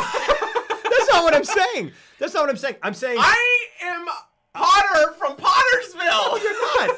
You're Mrs. Eagle. You're not. You're saying he's a loser. Why don't they just see that? And the dad. And so just be careful when you go home tonight and get on the chair that takes you up your stairs. That's all I'm saying. No, I'm just joking. It would have been great if she had flown up the stairs and out the window, and then they cut to the logo, and his dad made that chair. That would have been perfect. No, I'm not saying that at all. I'm just saying it clicks with me. And again, it's sometimes it's an intangible thing, and it's because I think that's great. I'm just saying that the film, as presented with the actor they chose, failed to fill in those gaps. Like they didn't provide enough information for me, and it would have been so easy to fix it. Sure. That's why I'm hung up on make him have one success to justify everything else. Sure. Because then I buy into his behavior. I don't think he's a smarmy, overconfident guy who has no self-doubt and isn't concerned about that this isn't going well. Yeah. And therefore he's just so confident. And I'm like, and then he cracks jokes about his inventions not working in the coffee, and I'm like, hey dude, your inventions that you're like trying to provide, blah, blah, blah, it's not working. And if he had a past success, then we know that there is brilliance there, and that he's just trying to get back to that, and he has to go through, and then it's the artistic process. Yes. Can I get a word? Yes. Can I do one thing real quick? That to me is a little bit there, but totally not. That to me is a little bit there in that the potential for these inventions is there, but they don't work yet. Does that make sense? The idea for the invention is there. Like this bathroom buddy thing is cool. It just malfunctioned. The juicer thing, who knows? I mean, we have juicers, but like it's an electric juicer that you don't even have to touch the oranges. I know, but it's worked, but it doesn't work.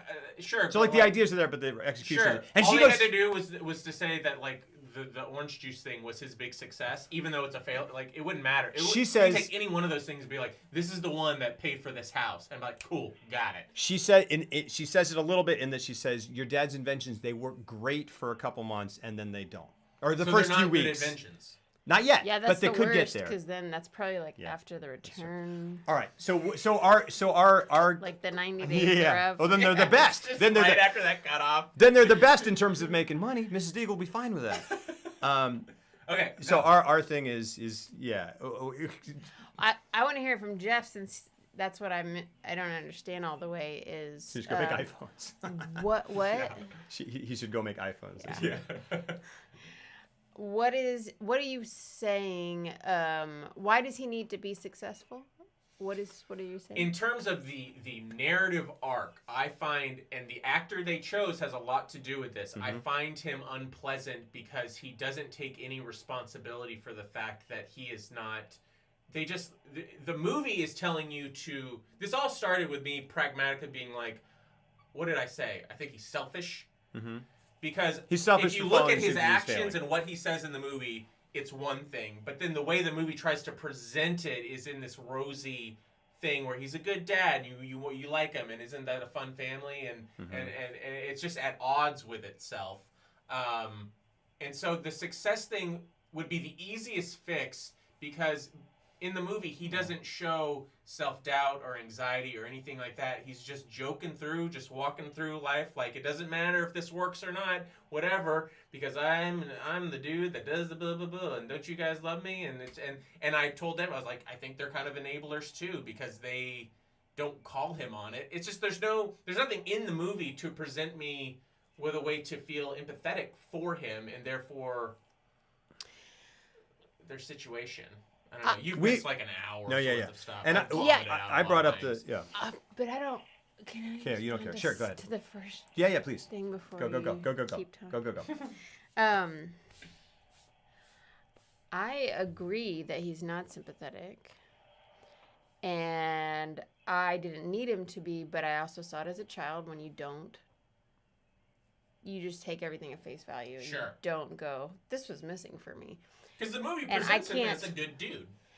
To me, he's just a catalyst for, like, what's the main guy's?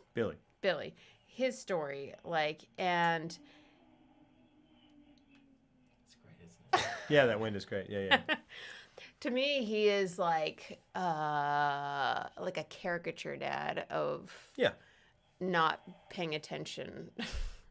Like.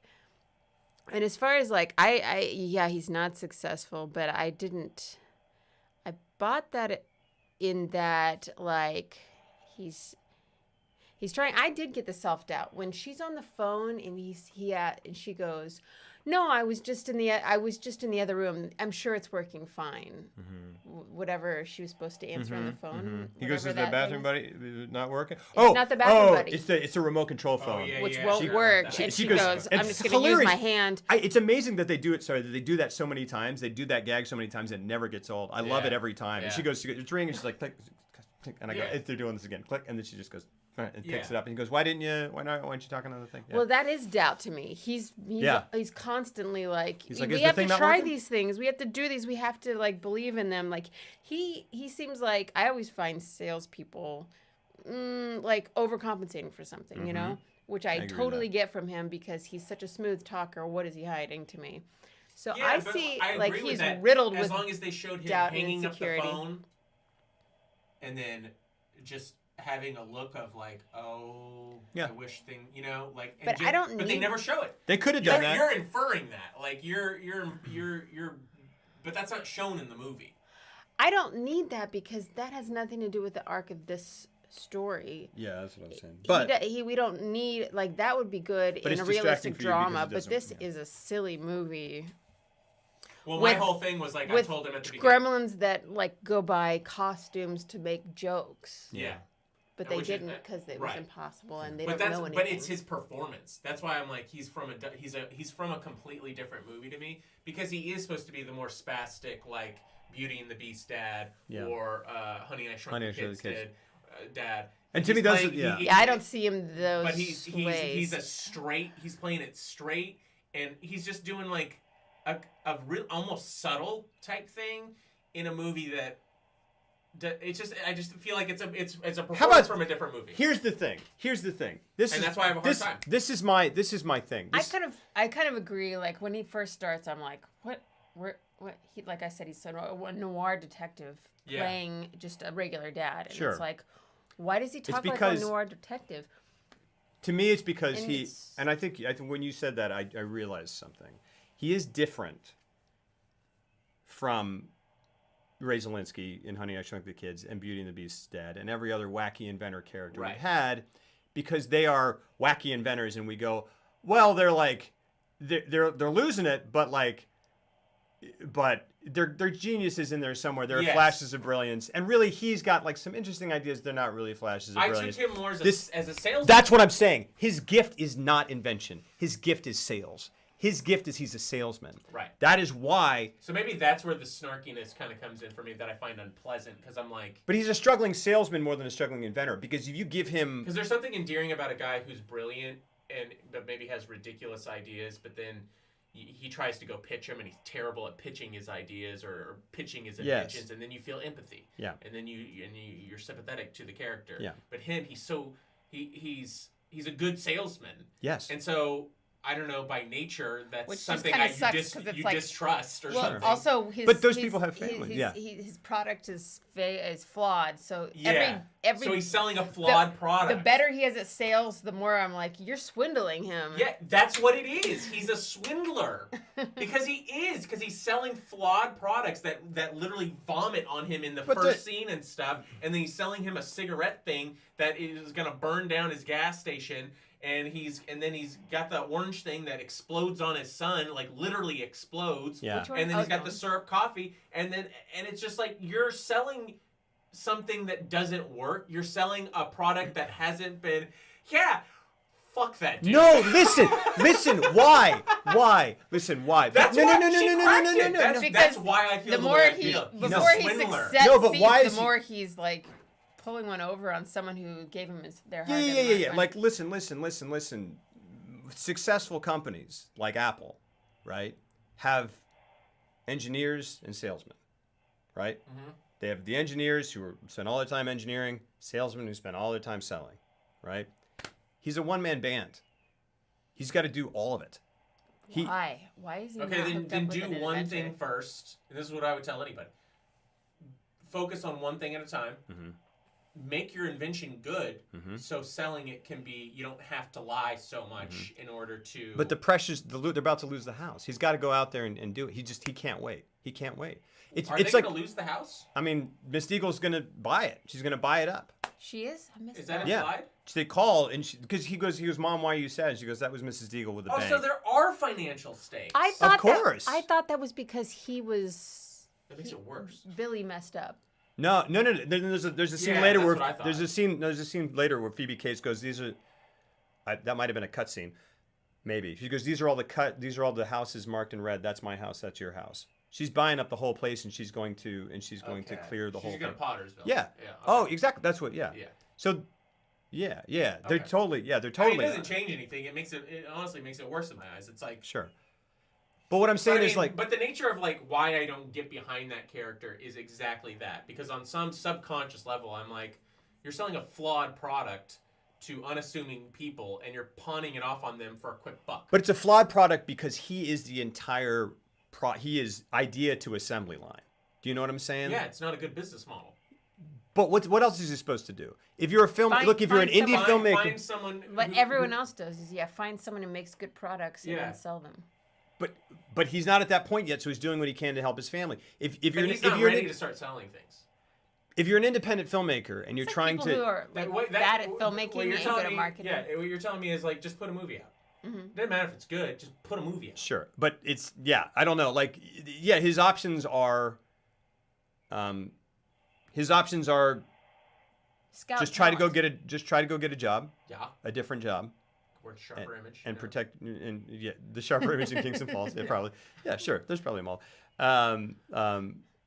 That would be great. He would be great at that. He'd be great at that. How long has Sharper been around? He'd have inventions, and he could do his thing, which he's good at, which is selling things. Sure. Yeah. But or he can do this thing. Got an idea for you. ... But he feels like he's an inventor, and that's his dream, and he's trying to follow it, and he's not there yet, and his family is supporting them.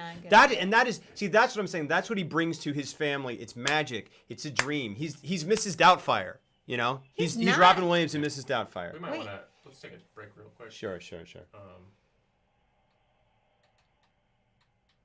not magic. It's not about that. It is it's magic in terms of you got a dream and you follow it. But it's not. That's like this total side. But why does he have to be? This movie is not about that. Well, that's what I'm saying. That's why to me I got enough of who this character is and who this family is. I don't need him to be a perfect character with a whole arc. I just dismissed him. I'm just kind of like, whatever. Yeah. It seemed like he was kind of like, oh, this is a colorful extra things to have in the movie. Yeah. You deserve to be in stream, Jacob. But we're just talking about other stuff, man. Yeah, if you want to send it. If you want to join the Discord, !Discord, you can. There's a whole channel where you can talk about what's going on. Yeah, I mean, it's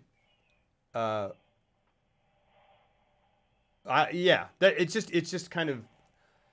I totally feel for you, and I feel like we have kind of talked about it. It is just sort of oblique to what's going on right now. But if you want to send me a message, that I'll be happy to tell you what I think. But. Yeah, we're just kind of. Yeah, get some one-on-one time. Yeah, rock and roll, man.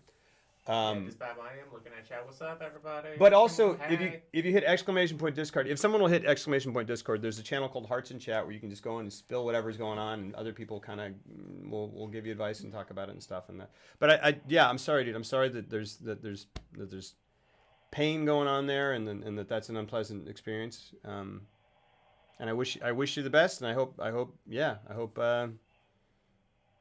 Yeah, man. I hope you guys can both do better for yourselves and others. Lots of love, man. Yeah. But yeah. Anyway. So we've been through this. So we've been through this whole thing, and that's interesting. I just didn't. Yeah. So let's talk about the Gremlins part of the movie. Because there's a great. That was fantastic. I really enjoyed it. Yeah. What, the Gremlins?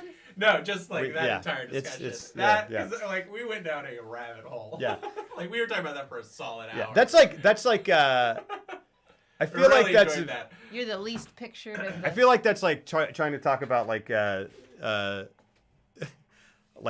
Hobbit or something, and then getting caught talking about the wallpaper in his house or something. Yeah. Or it's like the Chronicles of Narnia and talking about like why the wardrobe doesn't.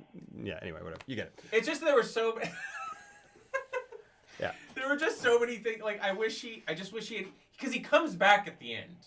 Yeah. And I just wish he came back and one of his inventions saved the day. And he goes half-assed. I'm sorry. To the Chinese man. It was so. Hey, I'm sorry. It. To me, it's persistence, and I love him. I love him. So he was so nonchalant and like he didn't give a shit at all. That like, and I wish. It would have worked in with everything. That's what I wanted. I wanted him to have a success, be looking for that success again, and maybe it's been years and now they're struggling again, blah, blah, blah. But then he finds that brilliance at the end, he comes back and he saves the day with whatever his new invention is. Which could have been just the gadget, but he fixed it. But then he becomes the hero and the protagonist. He becomes more... Not really. I mean, like, you can still work it to where Gizmo and Billy are still the heroes of the story, and then he so it's like the Marvel thing where you have to find a way for every character to kind of do something. I mean, yes, I agree. I mean, it's just like you could have them at the very end work together, where he's like, Billy, use this, and he like throws him the Swiss Army gadget, and then it finally works for whatever reason. Or the mess up where it squirts out. Or it squirts out and he uses it to the advantage. And that would have even been more heartfelt. Yeah. Because then it's even though through failure you can still. Or like he tricks a gremlin into using one of them, and then he knows it's gonna explode, and it ends up hurting. Oh, that's brilliant. Yeah. That's what it should have been. Yeah. Yeah. That's funny. Sure. I didn't. Every time we like we posit something that you're like that could be a little good. I see not Gremlin style, Grinch style. Your heart just goes.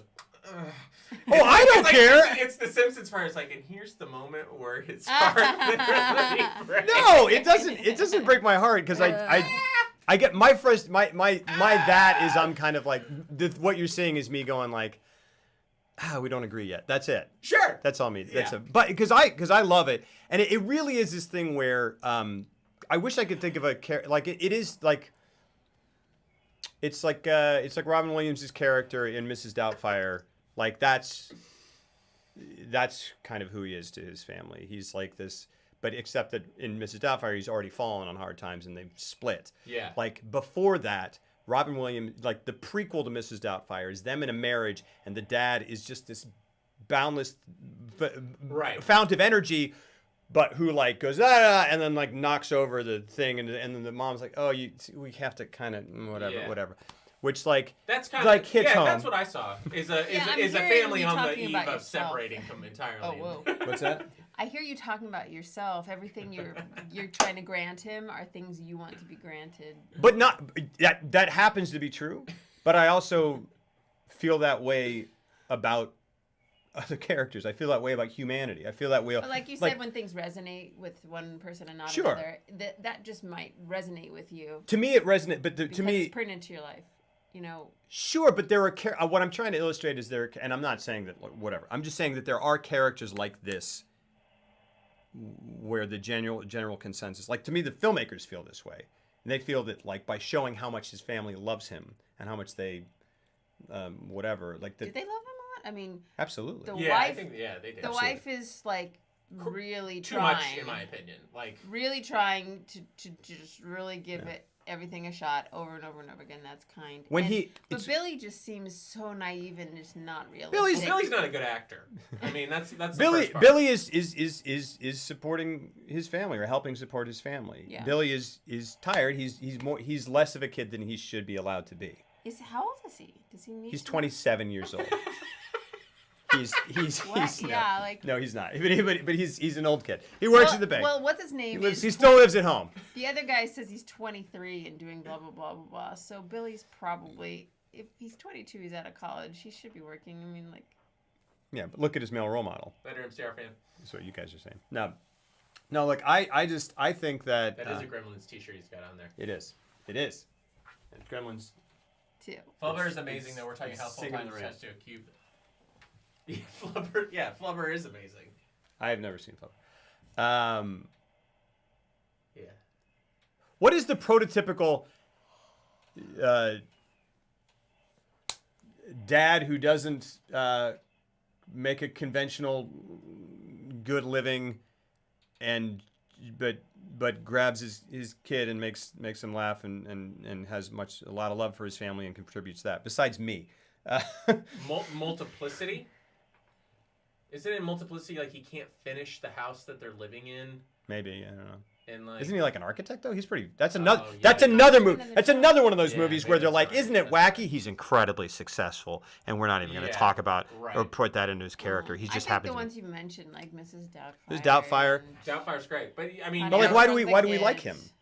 Because he's fallen on hard times. We feel like he's gotten his comeuppance. I mean, like, part of it is that's just an innate. He to me is. It's an underdog story. But this is not. This is just that larger than life character. What we're seeing is the part is before Mrs. Doubtfire, like the part where that fun personality doesn't work in a family dynamic with a marriage and stuff, and so therefore his family disintegrated and they got divorced. But I don't think it has to happen. The family in Gremlins is gonna break apart. I don't think so, because I find that mother to be like, just kind of like ditzy. What is there? There are movies where like they go, what do you see in him? What do you see in him? Yeah. And she's just like, I love him. I love him. I don't even care. I don't care about. Yeah, I don't need to. I don't need to approve of their family. But I mean, for the movie to work. Yeah, I don't either. It doesn't seem to be in there. But like when we mentioned Honey, I Shrunk the Kids, and I think of Ray's wife in that, and I go, she's the key to me understanding the family dynamic and how, even though he's, that she still is believing, or she's trying to support him, and she's trying to get him through this. And I find this wife to be a little. like I don't know that she's trying to do anything. She seems a little flighty. Yeah. And he's kind of like not plugged into reality. He's just they're in the I'm going for my dream and we're gonna see if this works phase. And who knows when that it's weird though because like I would to me.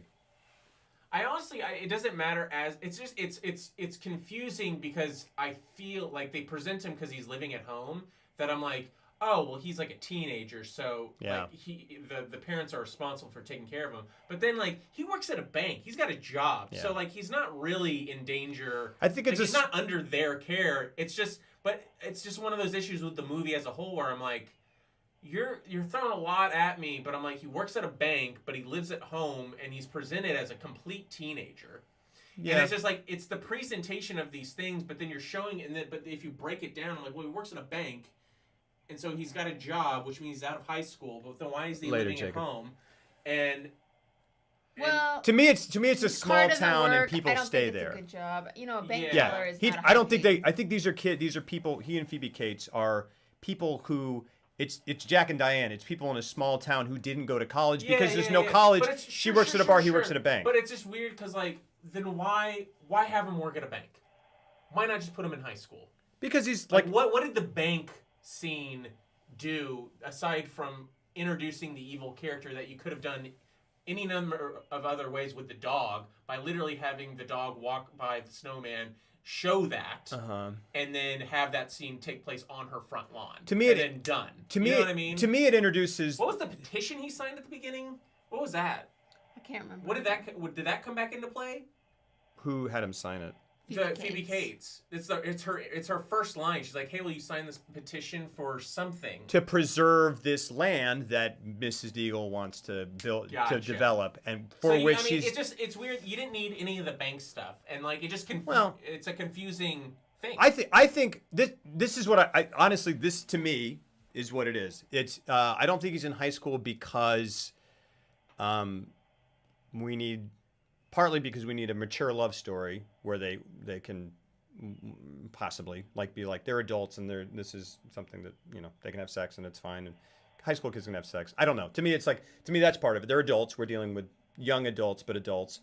I don't think he's in high school because having him not be in high school but working at a bank means he's responsible. He's smart. He could go out. He could get out of that town if he had a way, but he doesn't. But then he could just have a side, and maybe it is a side. But job. The reason it's a bank, the reason it's a bank, partly is to be like he's smart and can work at a bank and could get out but can't. We need Judge Reinhold, who's a dick, who has some prestige. What's in a small town that has prestige but isn't whatever? It's I don't know. It's a bank. I honestly felt it was cheaper than that. It was just like, well, and to George Bailey works in a bank. And we're doing this. I think that's 100. Wifeling, and we want to allude to that. So that's right. No, I think that's absolutely 100% it too. Like Mary Poppins when he works in a bank. I didn't even. People work in banks anymore. Yeah. No, it's which is why it's kind of odd because it's antiquated. But they show It's a Wonderful Life in there, so you're like, you're absolutely right. There's a 1-to-1 thing there. It is absolutely. Mrs. Deagle is Mr. Potter. It's 100% that. Yeah. It's 100% that as well. But to me, it also kind of goes. This is the town. These are kids who couldn't get out. This is the best they can do. Really, the whole movie is Billy being put upon by his parents, by his mom, who supports your dad, but also is kind of like, whatever. Billy just has the weight of all of this on his shoulders, and he's just kind of forced to grow up or forced to kind of do more than he has to. He has to save the town. Even the cops are like, we don't believe you. That is what makes him sympathetic. He's supporting everyone. He's supporting his family. He's supporting whatever. Phoebe Cates is the only other person in this podunk town who's not an idiot.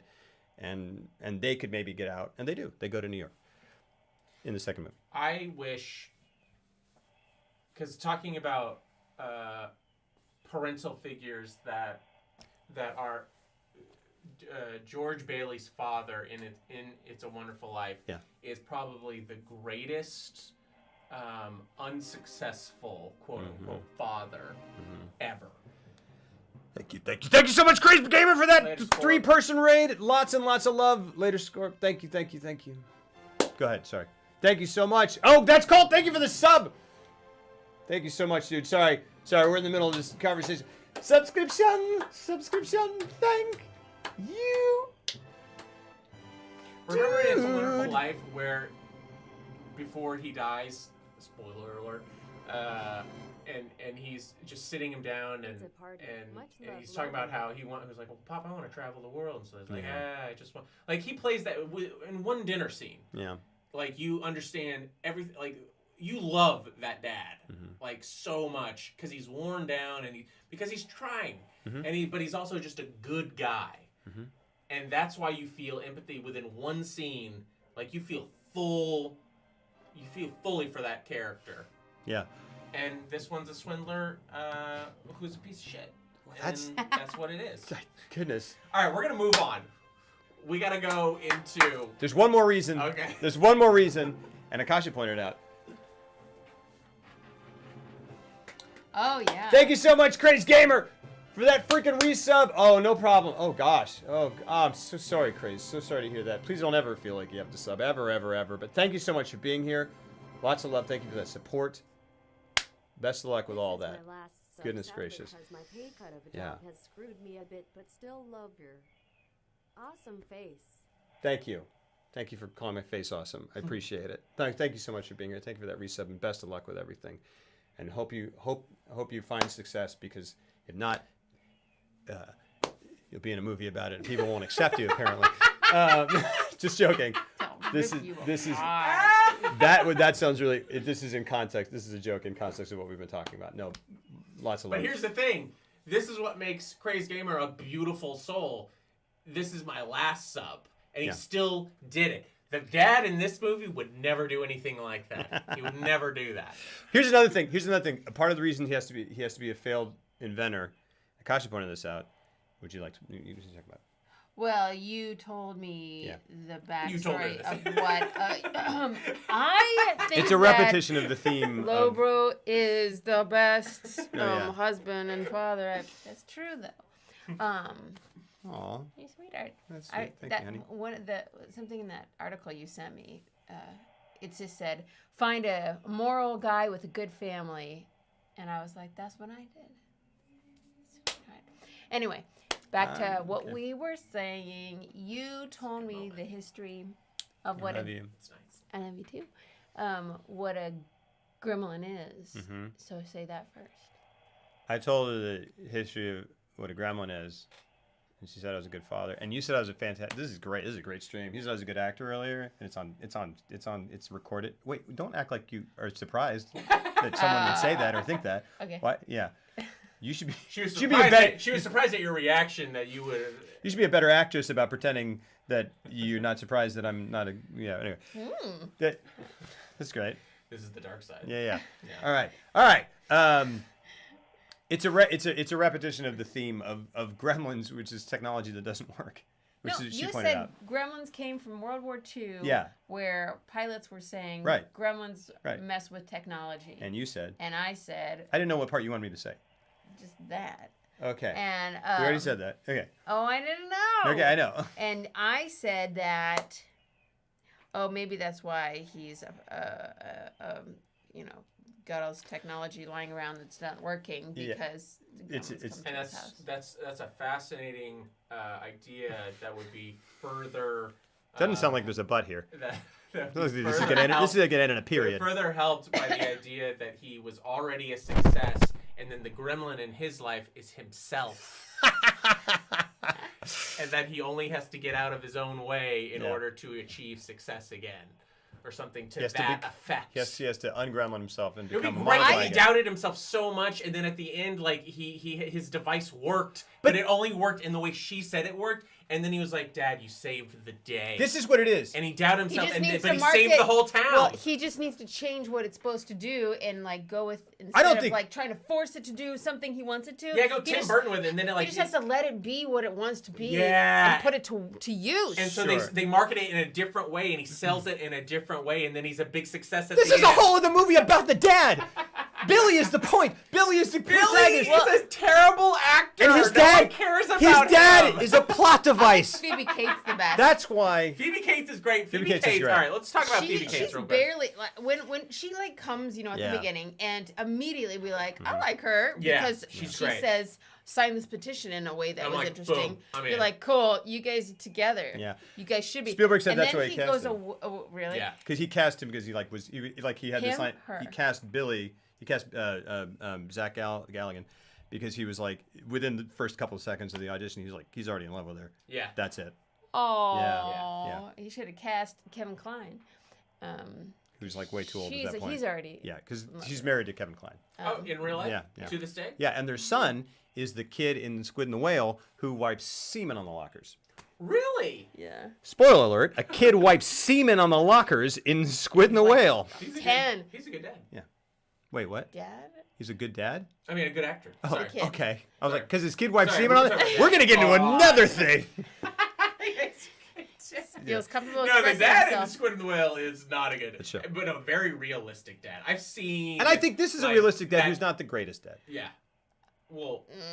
Oof. I don't think he's realistic. I don't think this movie is about realism. Yeah, though. it's not. I don't think it's about the dad. It's not. But, this is just an like, interesting rabbit hole. It's what I said at I the beginning. I was just- like, this movie has no basis in reality. Right. Like, I would agree. And I'll just throw one thing in and let Brian, you say what you want to say. Like, everything we're talking about, you know, like the bank and all nothing for me. Sure, I'm like, Scorp. none of this is essential whatsoever to Gremlins. Gremlins is this little monster movie that had a bunch going on. And I would agree with Jeff that, like, if all that stuff would tie in to its finale, it would be stronger. mm-hmm. You know, that would make it a tighter, better movie. Yeah. All this other stuff is just filler in the way it's presented now, and then we get these Gremlins, and maybe that's why I'm kind of like on the fence with it. Maybe I'm kind of like, yeah, it's fine. Yeah. And then the Gremlins come and they start doing things. Nothing. It's not that cohesive. It's just a bunch of gags and like kill them, and I'm kind of like, or don't. I don't care. It didn't have the narrative polish that. It's why I was surprised that Spielberg had such a heavy hand in it, because I was like, this doesn't have like the narrative polish that anything Spielberg usually is associated with, even in a producer role, usually has. Okay, that's interesting. Even in producer roles. You're talking about like The Goonies, or you're talking And about Back to the Future, Back and to the stuff Future. like that. Yeah, it doesn't, and that is not to take. I enjoyed this movie. Right. I had a great time with it, but the first 30 minutes, there's so much that I was like, wait, what? And then when it Definitely, goes crazy, it's just awesome. Scorp, then it becomes the monster movie it's supposed to be. Yeah. But it's just, and this is why I wanted to talk about Spielberg's involvement. There is a weird, familial tone that is almost, I feel, forced upon this film that otherwise I don't think would be there if Joe Dante was left alone to his own devices. And I felt it throughout the whole movie. And then as I was researching it, Spielberg vetoed a lot of decisions, or at least argued. He didn't veto. Wrong word. True. He argued a lot, but he, being the respectable man that he is, he said, it's not my movie. So if I completely disagree with this, he was like, the monologue for Phoebe Cates about her dad dying, he was like, cut that out immediately. He was like, cut it. It doesn't work. Yeah. No one likes it. The studio didn't like it. It's dark. It doesn't make it's just forced in there. We shouldn't do it. But Joe Dante was like, it's the theme of the movie. It is the movie. It is. And I understand it reflects that, the movie. But I understand why you'd want to cut it. It's not it's the tone of the movie. It's the tone of the movie. That water. Oh, there's nothing in there. Thank you for the bits. Thank you for the bits that you gave to me. That's a horribly out of tune guitar. Thank you so much, Uncaged King, for those bits. Thank you so much, my friend. It is, and to me, like, I didn't really think about that. That is such a memorable part of that film, and it stuck in my head. It's great. She delivers it in a beautiful way. She does it It's wonderfully. A beautiful performance. And it also, it's just like, but Spielberg was like, you can leave it in because you want to leave it in. I'm going to let you do that. Yeah. But he argued with them over a lot of things in terms of tone and whatnot. And they did change some stuff that would have changed that movie a lot. tremendously. Yeah. That's one of them, and I agree with him 100%, leaving that in, because that is Gremlins. I agree with him. Having heard that, I go, yeah, that is Gremlins. I know, but like, it's this thing where you I don't. agree, but I wish I was like, okay, cool, do more of that. It's just like it's real Spielbergian up front with a lot of weird cohesive things that don't really match up. See, that's and like everything we've been talking about. That's interesting. But it's like this Wonderful Life send up type thing in the beginning, and then it goes crazy dark. It's not. But like that is the movie. I understand that, but like it's not like they switch back and forth a lot. It's like it's one thing for the first 30, and then for the remaining hour 15 or whatever, it's a completely other thing. So it went from one thing to another. It's not like it's balancing it throughout the whole thing. It felt tonally confused. Not to me, but okay. I get what you're saying. To me, it sets it up and goes, this is where this town is. This is what this town is. This is these people who love each other. This is I mean, again, like Jack and Diane, this is Billy and Kate. We want them to get together. They're simple kids, heartland of America, blah, blah, blah, blah, blah. We get this adorable little thing. And to me, it's like there is this, it is, to me, it's interesting that you mentioned that, because to me, it's not Spielbergian at all in terms of its tone specifically. Because to me, it's a black subversive comedy, like a dark comedy. And to me, it becomes that. To me, it has to set that up to become that. Do you know? It establishes it and then completely subverts it. It goes, this is a postcard town. It literally is showing It's a Wonderful Life. And you're saying that makes me just go, yeah, of course. This is It's a Wonderful Life with monsters in it. Right. And that's what it is. And it goes, here's this beautiful town. It's a literal postcard. And that's so funny because I was like, it's Hill Valley. I can't believe they reused Hill Valley. They didn't. Back to the Future was released later, but who knows which one was made? Who knows which one was made first? I think they were filmed at the exact same time. Yeah. That's why they did. I think that's why they did. I love it. I love it so much. Right. And the thing is, and it's both Hill Valley. Mm-hmm. Yeah. Kingston Falls is Hill Valley, which when it's cut outside, you see the clock tower. I think. Yeah. Wait. The set. The set's the same, or the name of the town's the same? No, Kingston Falls is the name of the town. The set is the same. Oh, you wanted it to be in Hill Valley. Well, that would have been cool. I just didn't know. Yeah, but Hill Valley can't be in any other movie because Hill Valley is a paradox, which is what they talk about all the time. That's why it's called Hill Valley, because there are no valleys in a hill. You can't have a hill full of valleys, a valley full of hills. It's not a valley. Anyway, sorry. Yeah. Fantastic. Yeah, it's great. Isn't that great? It's great. It's great. And it sounds like such a great name. It's a great name. You just go, that's the name of a town. You go, no, it's the theme of the movie. Or it's not a theme, but it is a theme of the movie. The paradox, yeah. What's the theme of this movie? That's the thing. This movie, I think that's what it is. Like, I love this movie, and I love the bits. But I feel like maybe I love this movie, and I love the bits that show heart and show whatever. To me, there's this imperfect family, but they're very real to me. Like, I'm like, there are real families very much like this, and there is a nobility there, or something that I love there. But the movie is not a parody, but it almost is. It is a subversive film. It's almost completely. It's almost like a John Waters film. It's not, but it is. I think because wasn't Gizmo supposed to be just what the Gremlins end up looking like? Like, wasn't it Spielberg's idea to make him like really, really cute? I think he upped the cuteness, or he wanted more. Yeah, something. He definitely wanted to like. He had a heavy hand in like. Yeah. How Gizmo played out in the final film. Yeah. And because one thing. I just think there's something at odds with Spielberg's approach. Yeah. And Joe Dante's approach. And I feel like if Joe Dante was just left to make his own movie, it would feel like a more cohesive movie. And I think the fact that Spielberg, but I also think Spielberg's the only reason the movie got made in the first place.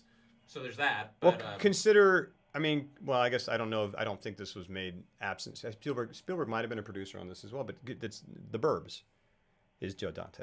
Right. And that doesn't feel like.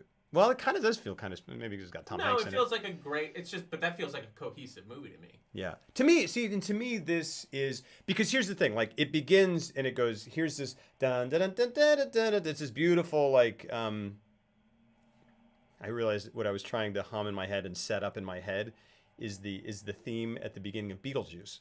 Oh, yeah. Which is the same. It's like, look at this idyllic thing, and then it's going to go way south and way crazy. When I say cohesiveness, I'm talking about a lot of the narrative things and the dad stuff, like, and the character things. And I feel a lot of those issues are up front because once it hits that 30-minute marker and the Gremlins show up, it just mayhem for the remaining hour and a half.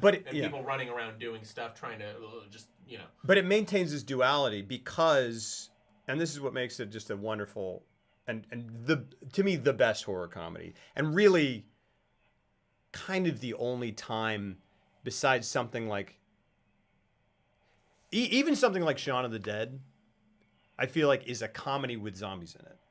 This to me is a horror comedy. It is like equal parts both. There are parts where you're going like, I'm terrified. I'm like, that's really scary. That's horrific. This isn't a comedy. And then the next minute, there's a gremlin singing to Snow White that has Mickey Mouse ears. He's not wearing a Mickey Mouse. It's literally a Mickey Mouse outline, and it's like a panel out of Mad Magazine. And I just go, what? You can do that in a movie? I love it. It is equal parts. 1 second, it's someone is getting their head ripped off, or there's something stuck into something and blended up, and then the next minute, there's something really funny. I mean, it just, that's it. It sets up, and like I can't argue. You're saying it feels uneven to you, and it feels uneven. Well, but I'm just, my brain goes and this could just be me. Yeah. Like, this could be me being like, when they started doing all that stuff. Oh, sorry, Ace Platinum. Sorry, we've gotten really, really, really focused on here. Oh yeah. And I'm sorry, I didn't mean to interrupt.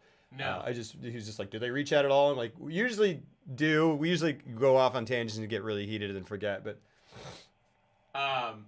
So it's weird because my brain will take me into places where I'm like, oh, they know how to drink, and they know how to smoke cigarettes, and like they're doing it not in like a crazy fashion. They're like sitting at the bar. Yeah. Like, and they're like slamming shit, and she like throws a drink down to one of them, and like they're doing all these and like playing. I think they're playing poker. Yeah, they're doing this. He's a flasher, which is which like wait, they were born today, and they've never studied human society. Right. That's the thing. It's absurd. That's the thing. Is like these gremlins. Yeah. And what makes it a horror? Oh, sorry. Go ahead. No, that's all. It is absurd. Like, it is absurd. It is literally a comedy. That's kind of why the whole movie not coming together is kind of like whatever. It's a cartoon. Exactly. It is literally a live action cartoon to the point that literally Chuck Jones is in the movie. Like the Looney Tunes animator is in the movie. Right. Like Joe Dante. Like that's what he imagined. But when you're it's just You don't sound like a dick. Not at all, Ace Platinum. You're right. There's a chat here.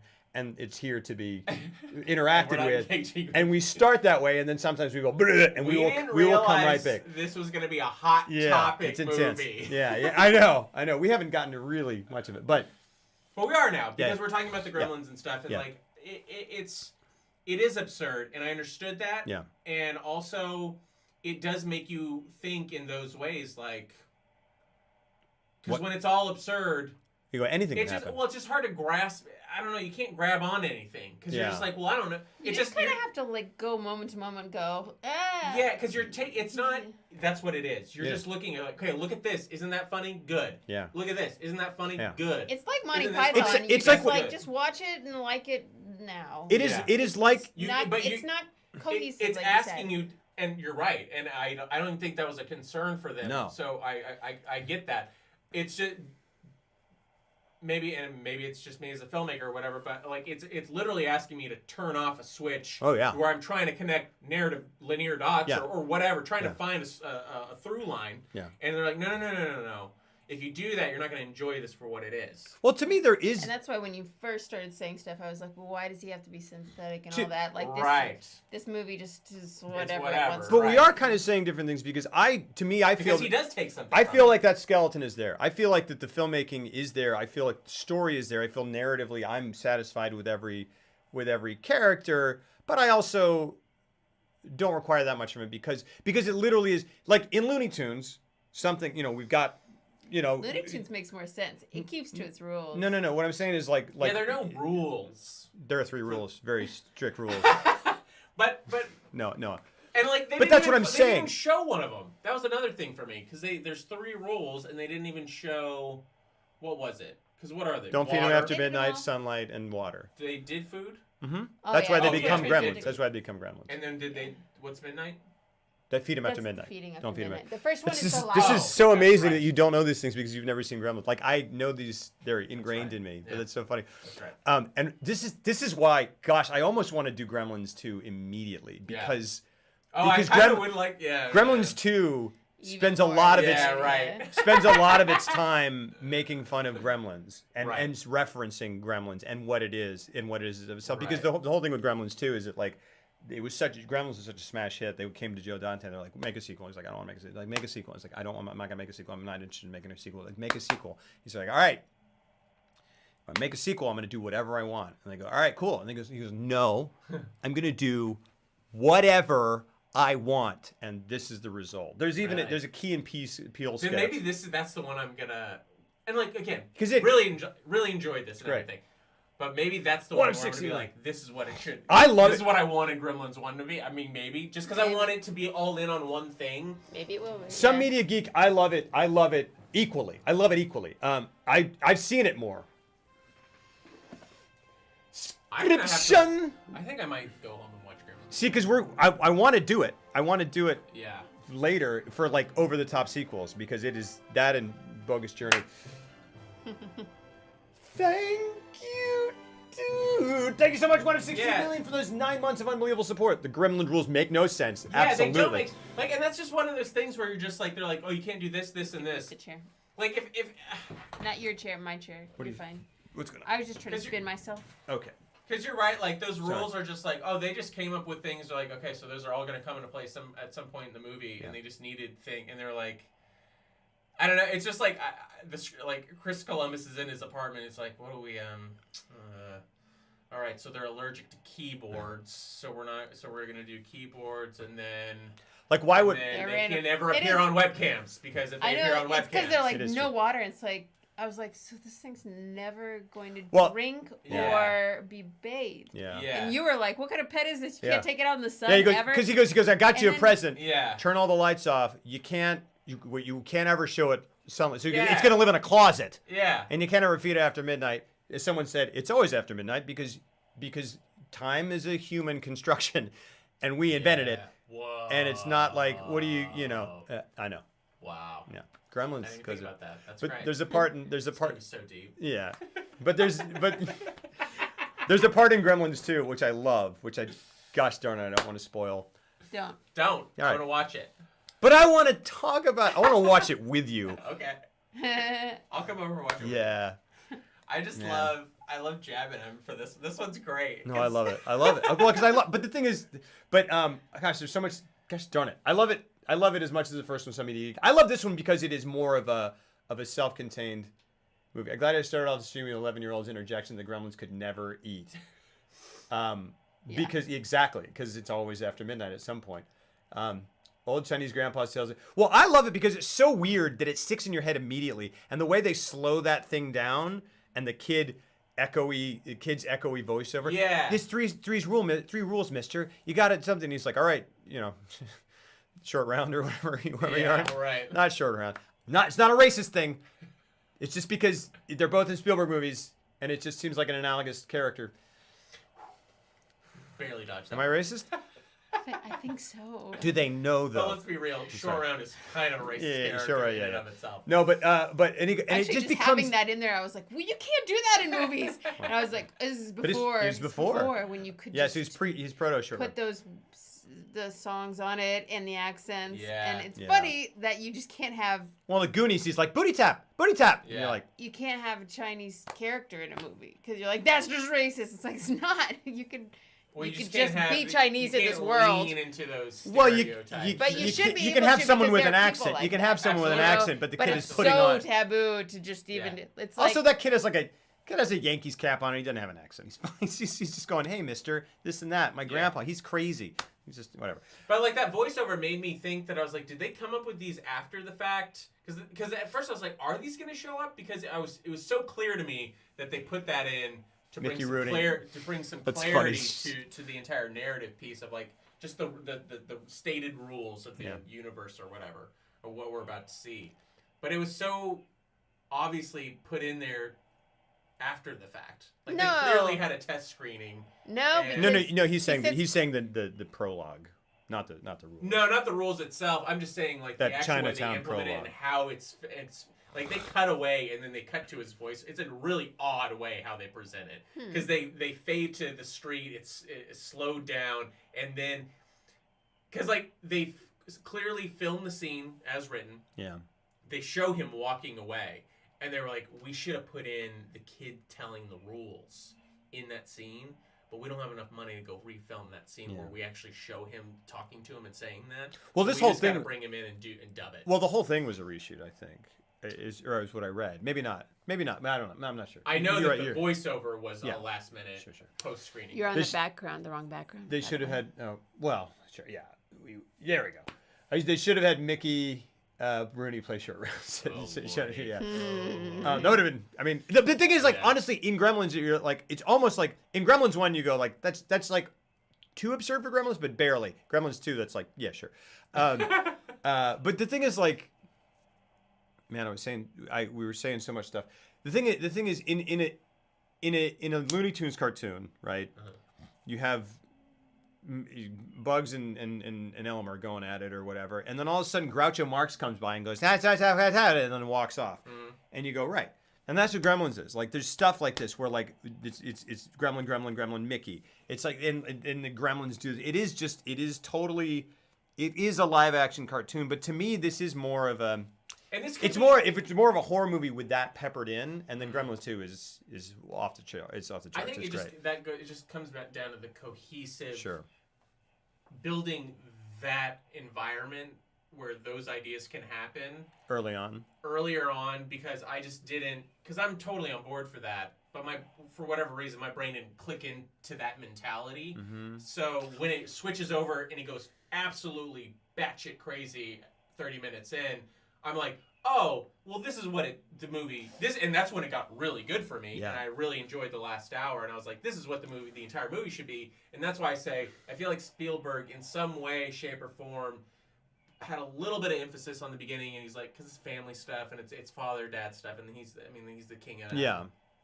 I just felt like maybe there was something at play there. There definitely is. I think he changed things. And it just didn't. It's not all gelled together from the word go. But to me, there's a especially going back and watching this movie, which is old now, and going back to see it possibly for the first time, there's an assumption that some could make. I'm not saying, but like where you go back and go like you see. The movie start, and then you see Mrs. Deagle come by, and the music is like boom, boom, boom, boom, boom, boom, boom, boom. I'm gonna kill your dog. Yeah. And Dan Futterman's like the Gremlins. You know, he's like, these Gremlins, they're something, whatever. To me, that movie is setting it up. It's like, look at these crazy stock characters. The opening, the Chinatown scene is ridiculous. Yeah. It's great, but it's like, look at the lighting. It's clearly not realistic, but it's very stylized. Yeah. They go down. But you know what threw me off was the dad because of his performance. Fair. It didn't fit in that universe. Fair. But they literally walk down, and there's an old man. I agree. I mean, it's like it's going. This is where we are. These are stock characters. These are stereotypes. The neighbors. When you were like, it didn't put me. I was like, the neighbor is what puts me in.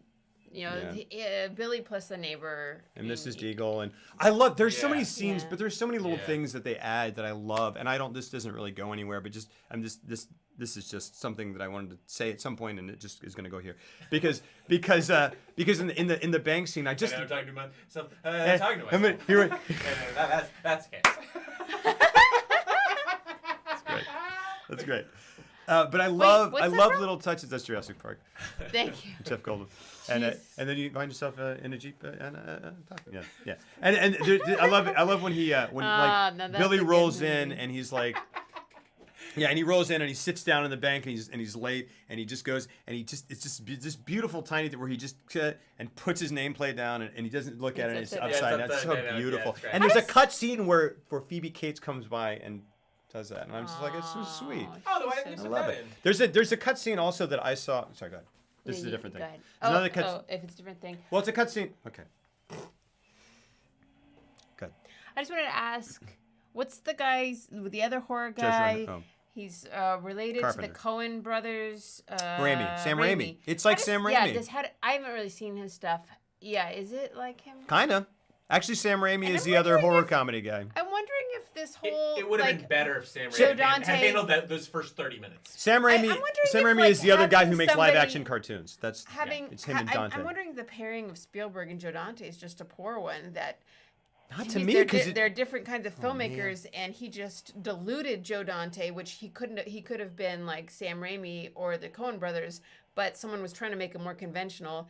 And they definitely did do that. It just felt like it had a hand of conventional. That's a great Which is word. why we should watch The Howling. Yeah. Let's next month. Let's do because that's pre. We should just do Joe Dante month next week and watch The Howling, Gremlins 2, Matinee, and The Burbs. Yeah. But I love The Burbs. Like I love The Burbs, yeah. And The Burbs is just darker. It is, but from beginning to end. It's not, It is. There's a voice. There's a one view. I just feel like it got spread, and there's a conventional aspect to the beginning that, in some way, shape, or form, is just diluting what I feel like Dante was. I don't know. But you're 100% right because changes that Spielberg made included. I mean, you've heard of the things at the end. Yeah. I mean, well remind me. So like yes, I read all that. Yeah. Initially, in that kitchen confrontation with the mother. Well, maybe not necessarily in that, but Gremlins kill the mother. Oh yeah. They eat his dog. Oh yeah. They kill his mom and throw her head down the stairs, and Billy finds it. That was the big thing, yeah. And, wow. But then the last thing that's even somehow more to that's even more to the heart of the film than that one is Stripe initially was Gizmo. Right. Which changes it. Wow. That's what it was entirely. Because then it's a horror film. So that's why because this does have more of an ET feel when you have when you leave. Yeah. When and you it was leave marketed him as such. No. But this is fascinating. And that's why I'm like Spielberg came in and he was like, we can take this dark thing, but see how well E.T.'s doing and how much cash we're making through the toys and everything. Yeah. So let's give me a Gizmo furry Furby, and we won't make him Stripe, because Stripe would have been so much. Because the thing is, like, Gizmo, I thought was going to be way more instrumental. Yeah, like a sentient character as opposed to like a dog. And kind of neutered. He is delegated to that backpack for 45 minutes of the last hour, and then he comes back at the end to kind of save the day by opening the blinds. Yeah. But that's it. Yeah. And it's just like, it's kind of weird. It would have been cooler if like Stripe was like the main and like the folk, because like Stripe was awesome, and I wanted more. I was like, that would have been cool if like that was the main dude from the get go. You want to watch Gremlins too? There's so much more Gremlins stuff in Gremlins 2. Which makes me think that Dante really did want to go more in that direction with this one in the first place. Yeah, and Gremlins, But it's also like when it gets released and it's a huge like the third highest grossing, Spielberg's just like told you, this is exactly what it needed to be. Also, you're welcome because you're set for life now because of all this merchandise. You're never gonna have to work again. Your point about Dante versus Spielberg reminds me of True Romance. That film was so weird. He said Tarantino's intense writing, but I think to me Tarantino is it honestly I feel like weirdly because Tarantino is kind of goofy to me a little bit. Like he is pretty heavily stylized. To me, if anything, True Romance seems like one of his darker movies. Even so much as Pulp Fiction. Because it's paired with Tony Scott, who makes like gritty action. And it's a awesome movie, but it is an odd movie. It's very odd because you have his highly stylized, almost comic and there's all this dialogue, Elvis stuff. But it's filmed in fucking Detroit. And like it's just like it's got this grim Groundhog Day type view of like Groundhog Day is such a bleak looking movie. True Romance. Yeah. Sorry, I was True reading. Romance, except we happened to the bar that didn't cause Phoebe Case to tear off and tear. I think she was trapped. There were just gremlins all over the bar. But then she was serving them because they were making that, her. I was like, wait. I was very confused at that scene. She's acting like she doesn't realize the entire. Like she's not like. That whole scene. I gotta get away. I'm going with this, but I didn't. I could not understand why she didn't leave because she was serving them. Or do anything. It's like they had. She wasn't batting them off. They're not that big. Yeah. Well, and she's just sitting there going. I got to put the right amount of alcohol in their glass, so they're going to send it back. Yeah. It's like nobody's paying for those drinks, Phoebe Cates. No, Collie West. Did they open a tab even? They're monsters. She's doing it because they're making her. No, they're not, though. They didn't set up the scene. She's they're just sitting like, there drinking and she's doing it. But which is funny. It's a joke. It's played as a joke, and that's it. Interestingly absurd. That's the whole. That's all of Gremlins. That's all of it. It was absurd. Yeah. Holly West, you're 100% right, and that is lots of America felt that way. And this is something else I wanted to say. My parents and my little sister watched Gremlins, and I feel like it was a Spielberg presentation that made them think it would be okay. That's why my grandparents took me to it when I was 4 years old. Huge backlash. Huge disconnect, which is why after Gremlins and not Last Crusade, Temple of Doom, and we've talked about this. They're like, hey, these are gonna start to be rated R, and Spielberg was like, hold that thought. I'm Steven Spielberg. Instead of that, because my movies which will be rated R will not make money like G movies do or PG movies, because they just don't. They don't make those movies. I know you're laughing. That comment, though, to be honest, no one can predict how they'll react in a situation when tiny monsters are forcing you to tinfoil. Fair point. Nobody knows. Nobody knows until it just maybe it ups your game. Maybe you just go like, well, I'm gonna just be the best dang. Yeah, that's what we should do is cocktail with Gremlins. More tips tonight than I ever have before. Yeah, I'm gonna be the best dang bartender. Tom Cruise is there flipping that. I want to put. The thing with Gremlins is though, like, I'd probably take it pretty seriously. Yeah, absolutely. Yeah. I feel like the wonderful thing with Gremlins is, gosh darn it, there's so much stuff. This plays into. Well, I just want to say real quick, I researched the Spielberg rating thing. PG-13 thing. A very, very little bit, and I realized, I was like, oh, he didn't get it that implemented because he's Spielberg.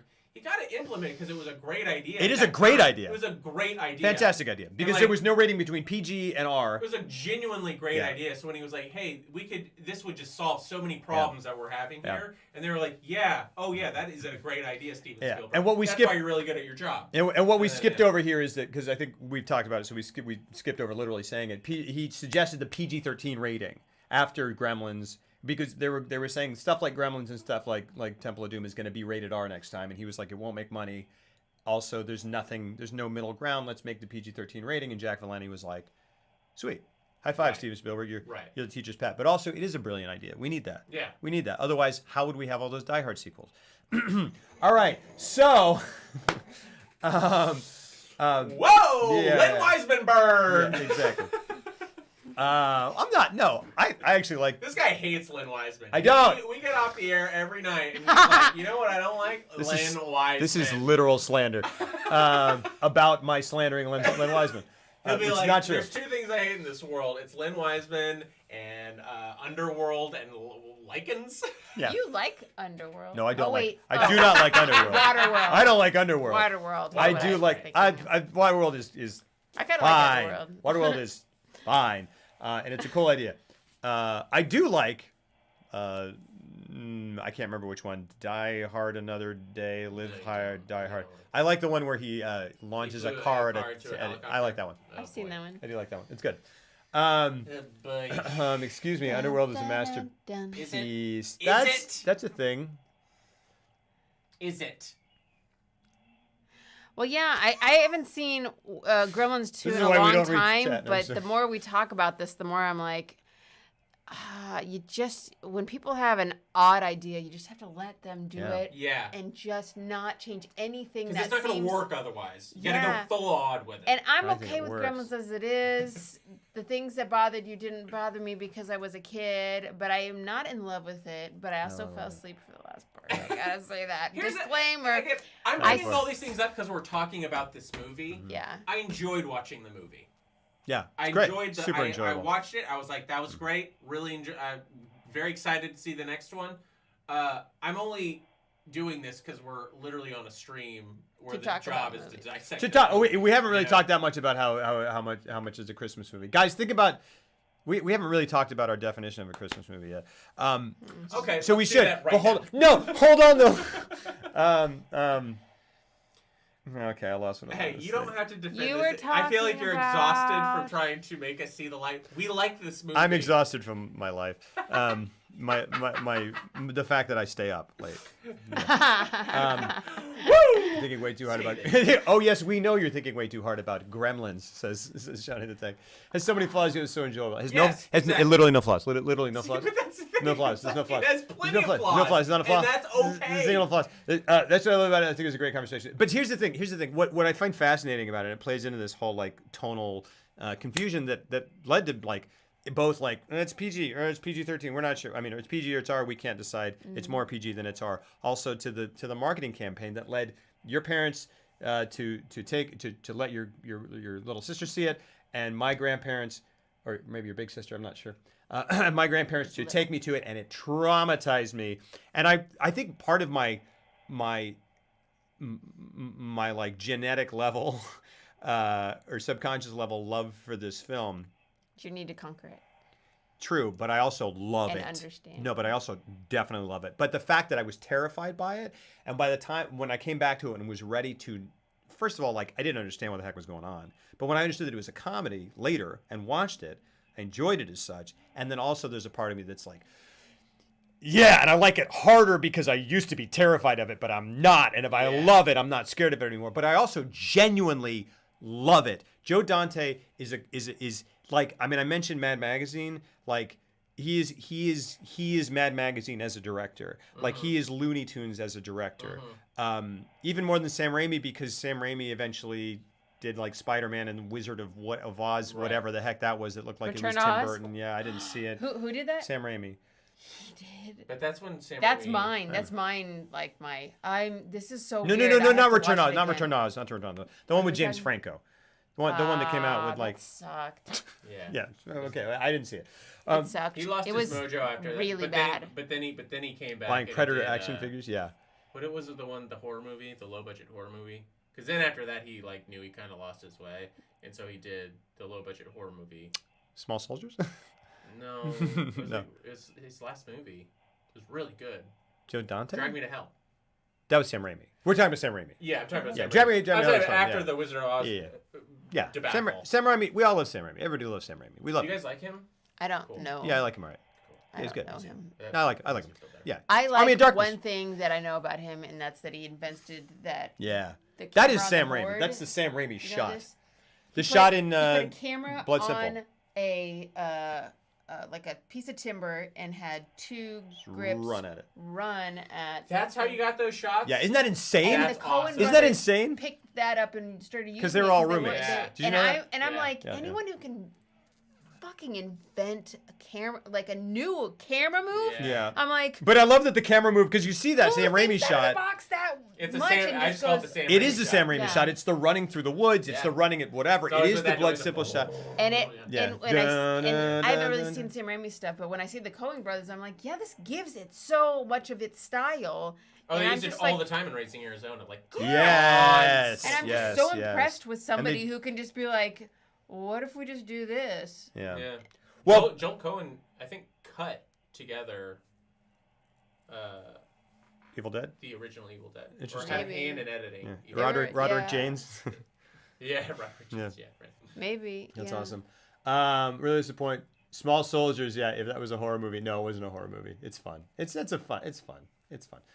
Someone who saw Predator is blown away that I haven't let us watch it. I've seen Predator like once, but you're right. And someone mentioned it passed through. I've only seen it once. Predator, I watched Predator. I need like to a couple months ago or like 2 months ago. Yeah, it's McTiernan. And Ben is a big Predator guy, and I texted him right afterward. I was like, it's like a truly great film. Like in terms of that is not a perspective I have, but I need to rewatch it because it's a guy's. I mean, it's parodied. I mean, it's the movie that got parodied a lot, or at least had a heavy hand in like that in Commando. But in terms of Schwarzenegger specifically, but it does it with such artistry. Like if you watch it, and this is entirely due to McTiernan, because when McTiernan he did Predator, Die Hard, Hunt for Red October, and I think. So let's just say those three, and every single one of those in terms of action filmmaking are like the best of the best. And like in terms of Last Action Hero. And Last Action Hero, No, yeah. But I mean, just like three back to back, like back to back. His the way he uses a camera. Yeah. And the way he motivates camera, and I've watched Die Hard with commentary and stuff, and like you understand, like he thinks about it geometrically. Sure. And so, not geometric. From a geographical standpoint, sure. And he's very, very focused on making sure people understand the layout, so you can understand the consequences, the physical space. Yeah, absolutely. And like if you watch it from that perspective, and you watch Predator, it's brilliant. Yeah. Okay. Like, it's just very well made. I need to watch it. In terms of an action film, yeah. Those three, you can't really get better than that. I need to rewatch Predator. I always kind of was like, I just think the idea is not. It's awesome. I was always like the Alien. This is controversial opinion. I was like, the Alien is great character design. Predator is a bunch of shit put on a thing. I was like, he's got a mask, and he's got dreadlocks, and he's got a spear and and he can turn invisible. I was like, it's like an 8-year-old created a monster, and I think it's when and it's included in the final film. They had another suit during production, and Jean-Claude Van Damme, before he was going to be the Predator. He was the Predator. Oh my god! He got kicked off after, I think, his first day, or maybe his first week.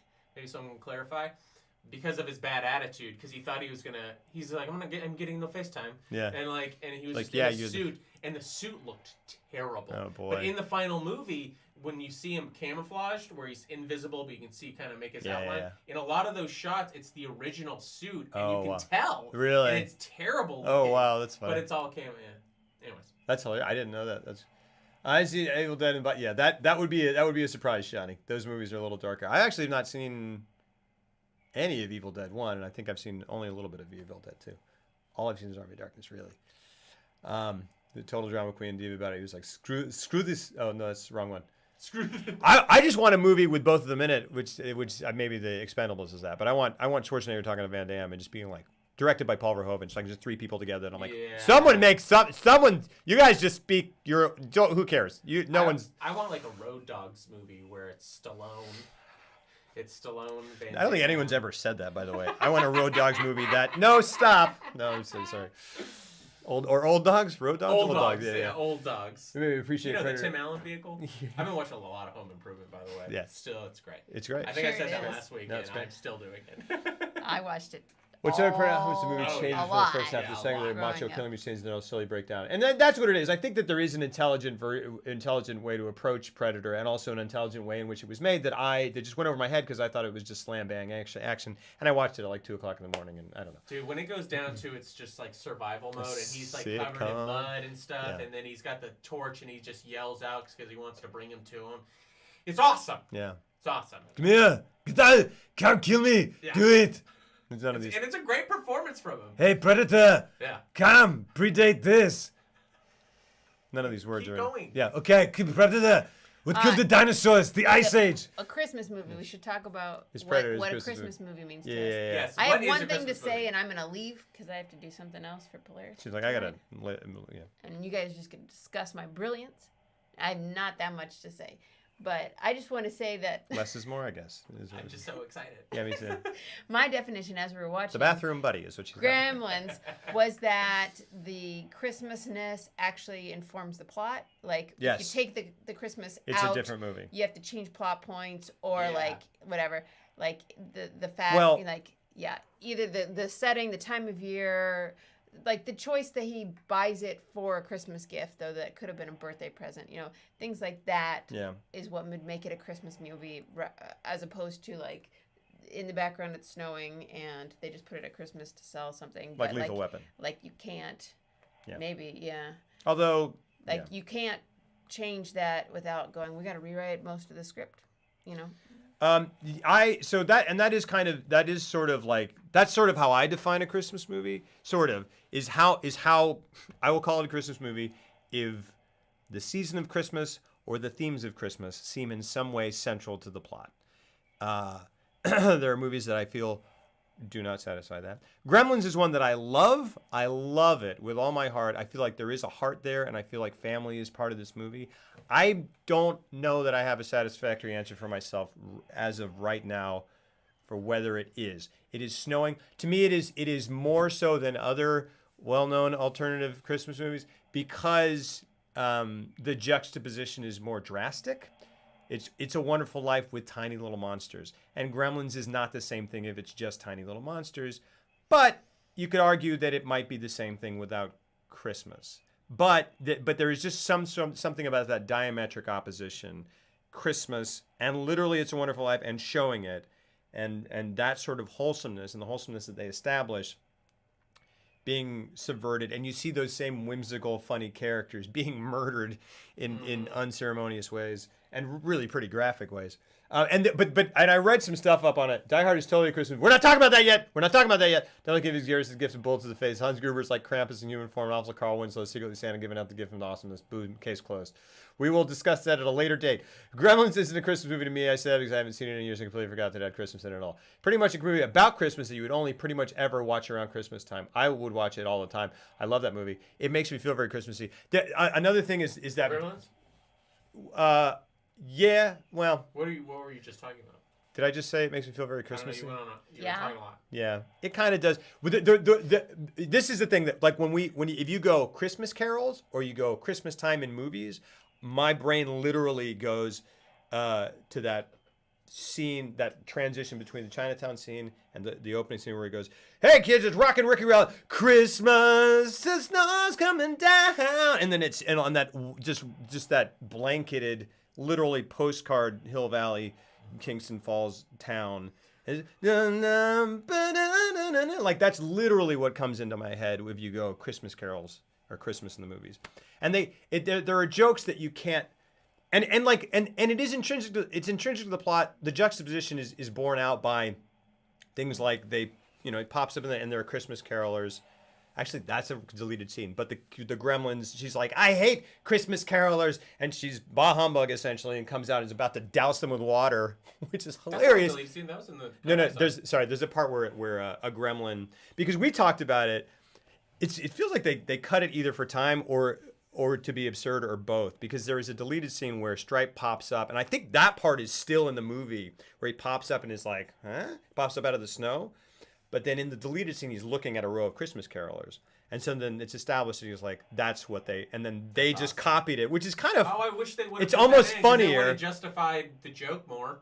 It's kind of funnier. Because that was another one, like the bar, where I was like, oh, so they just know what Christmas caroling is. More stuff like that would have... There's also a great scene... But then it would have been a different... It just...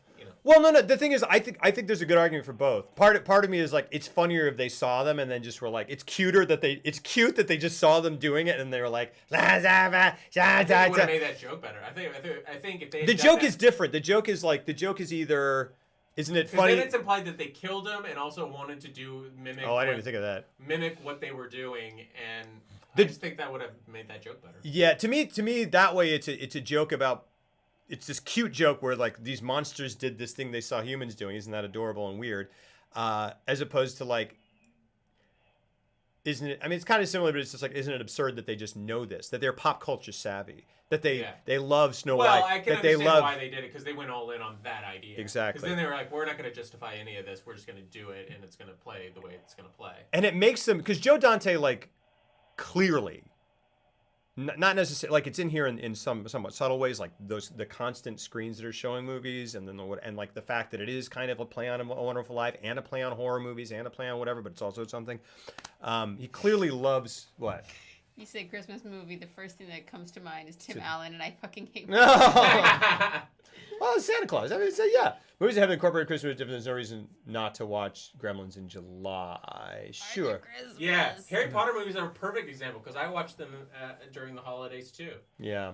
I think what makes a Christmas movie is much more about the vibe of the overall film, more so than whether or not it explicitly has a theme about Christmas or states something specific about Christmas, because I would consider this movie a Christmas movie because it's drenched in Christmas, like all the neighborhood stuff in the second hour, after the first 30 minutes is fantastic, and it really sets up, and I think it's instrumental because it sets up a total vibe for the whole film. It's almost like an Ebenezer Scrooge. It's beautiful to look, and it's so fun to watch the beautiful scenery contrasted with the mayhem of them running around in the snow doing all these things and doing the Christmas Carol things and whatnot, and that's actually that's a beautiful. I mean, not. I guess it's beautiful. Beautiful in it's its correctness. It's a great point. It's a good point. His comfiness. Yeah, and I think it really. You going? Yeah, I gotta do this. Love you. I think it doesn't have to be explicitly Christmas. I think it can be, because like Home Alone. Home Alone. Like, I mean, Home Alone is. I was just thinking, like, Home Alone is like everyone thinks of it, but they could have left. They could have. But that theme when he goes to, he changes his heart because he goes to the church. And the old man and everything and like singing all the great Christmas music. It's a great scene. It is a great scene. And everything it could happen. That soundtrack. See, but is that fair? Because like the soundtrack is a Christmas album to me. It is. So I listen to Home Alone exclusively during December. Can't listen to it any other time. I really want to watch Home Alone. But it's really a movie about someone breaking in and a kid. But it's also a movie. It's Straw Dogs, but it's also very, very, very, very, very much a movie about family togetherness and the fact that you overcome your differences at Christmas. The old man who shovels the snow reunites with his family because of Christmas. Because of Christmas, he goes, "It's Christmas. You got to do it." Misses his family more and the family's all together because it's Christmas. Yeah, the family is all in the house together because because they're going to the thing for Christmas. But it's like it's not just. There's some things where you're like they're getting together because it's Christmas. They could get together for whatever reason. But it's like it's everything. Like that opening scene of the not getting along with your family at the holidays is a very like your family is weird and they suck and you want to get away from it at the holidays. It's incredibly Christmassy. It's very, very Christmassy. It's more than because I felt the same way because you're like, well, it's really a movie about violence and whatever, and it's also a cartoon and a slapstick thing, but it is I would argue it is incontrovertibly a Christmas movie, far more than Gremlins. You could much more easily make a case that Gremlins is not a Christmas movie, but I love you. But I think because all that family stuff is again narratively amplified, and it's made the point is made that you just have to be with your family at Christmas. Anyway, hey dude, hey, good to see you. Home Alone 2 is a lot less Christmassy. But they just put it at Christmas. It didn't. I mean, I love Home Alone 2, but it's way more like you really understand that Kevin is gonna grow up to probably be a serial killer at that point, because like what he puts those guys through at the end when he's just chunking bricks over, and it's a great bit. What's his name? Who plays Curry? Marv? Marv is Daniel Stern? No. Daniel Stern is such a great actor, he's so good in that role. Yeah. And the way those bricks just hit, and they the makeup on it, because it's just like little dents on his head. It's the prequel to The Good Son. Violent. It's the prequel to The Good Son. That's hilarious. Is The Good Son a Christmas movie? There's some snow in there. Yeah. This is a discussion about Gremlins. That's 100% true, Ken. That's 100% true.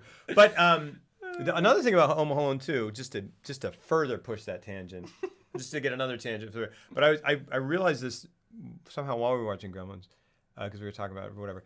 I never realized this because I was a child. Home Alone 2 is like maybe the most blatant, out in the open, successful, integrated product placement that I can think of. Because of the plaza? The Talk Boy. That thing. Oh yeah. That thing. I bought that. Because that's the thing is it came out at Christmas and like I almost feel like in the script it was just like a recorder and then they were like no, either they were like we're gonna pay someone to develop this or this was a toy and they were like make it because it like he does it is integrated with the plot seamlessly. Mm-hmm. Because it is because I didn't notice it in the until I thought about it like 2 days ago. But he speeds up his voice, it moves the plot along. It allows him to do the sorts of things that he does, with the VCR and stuff at home. Mm-hmm.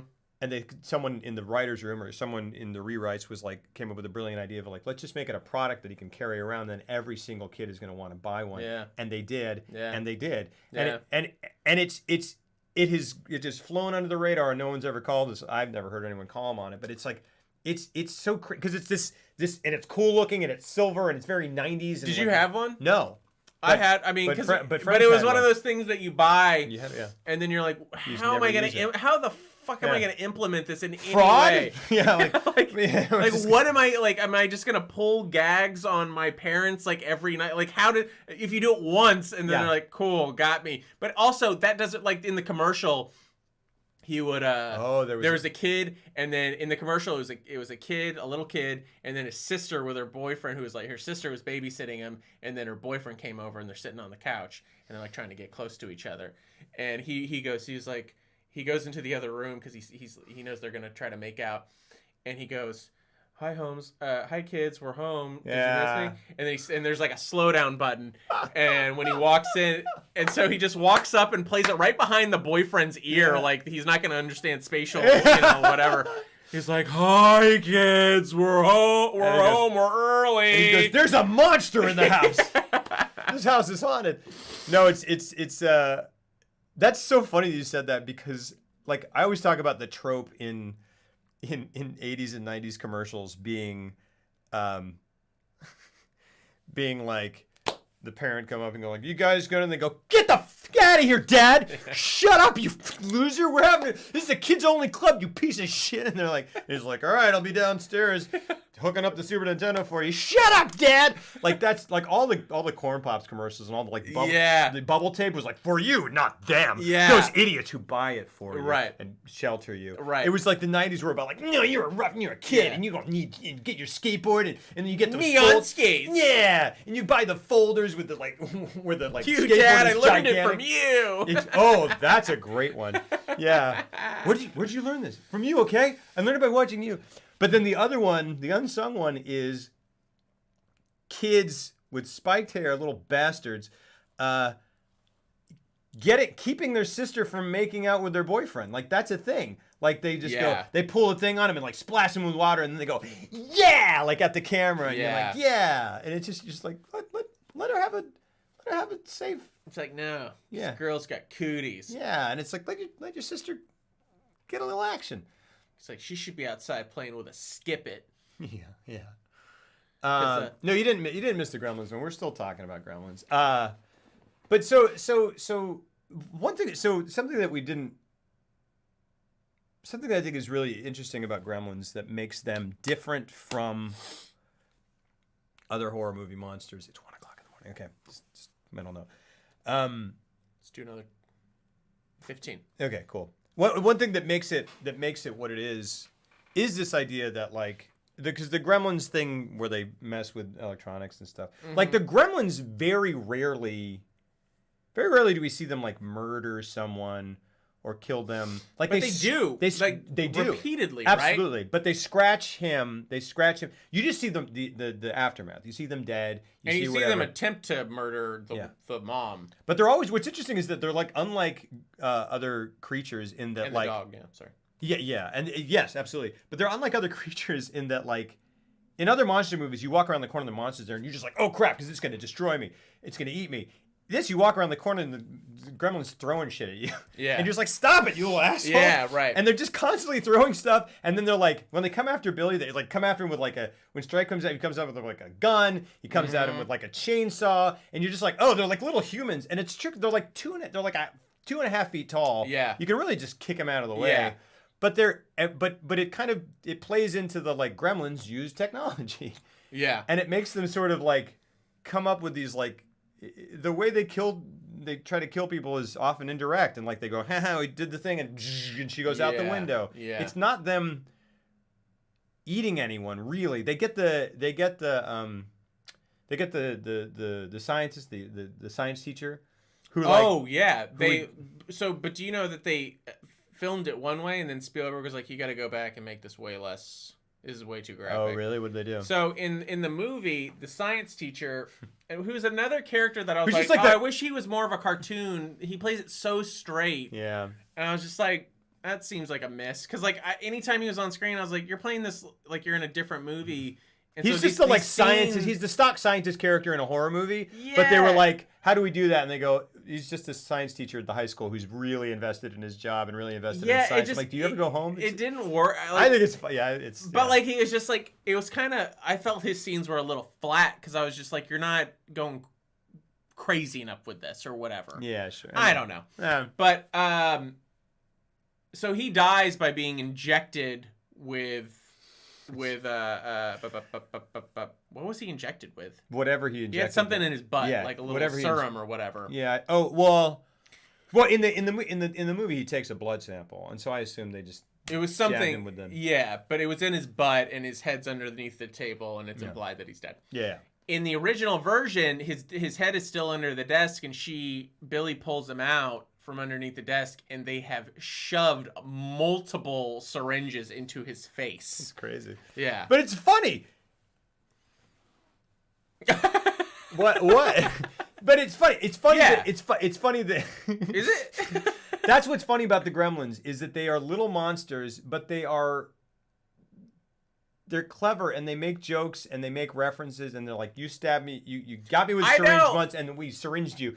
But because it is rough. Like just because of how they're handling it, because it's just like you have to take everything on a surface level.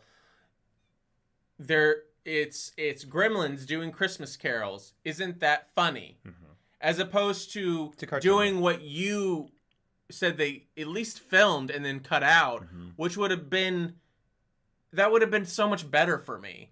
I mean, or showing that they learned how to drink, and so that's why they're drinking. Yeah. Because without that context, it's just them doing. They're just jokes. It's just jokes. They're bits. It's like Hot Shots. They're bit exactly. That's what it is. No, exactly. But the first third of that movie is not that, and so that's where that whole cohesive confusion comes in. Because I'm like, you set this up to be like a movie, and then it becomes a crazy movie with a bunch of stuff where I don't even know where these guys are from. Yeah. I don't know like what they. I don't know how they learn or whatever. Like it's just they're just doing stuff and doing it very well. And like having very sly, subtle, dark humor jokes that the Gremlins themselves are making. Like intentionally so. Which is what it is. But that all contributes to like I love the Gremlins. Like I bought this and I love the Gremlins and I feel differently. Like that's something that you would think he would do that. That's like an artistic representation of like, isn't this funny? We're combining two things. No, they would do this in the movie. They would literally sing in the Rain. And he'd be like, he's never seen Singing in the Rain. Yeah, it's like Stripe has never seen Singing in the Rain, yet he's parodying it for us. So why? It's basically they're little monsters plus the Ninja Turtles. Like the Ninja Turtles make pop culture references all the time, but they grew up on TV. They grew up on TV. There's a reason for it. There is a reason for it. This is a cartoon. Bugs Bunny does impressions of Groucho Marx, and he's a rabbit. We don't know. Has he watched it? Like it literally is a cartoon. It just is.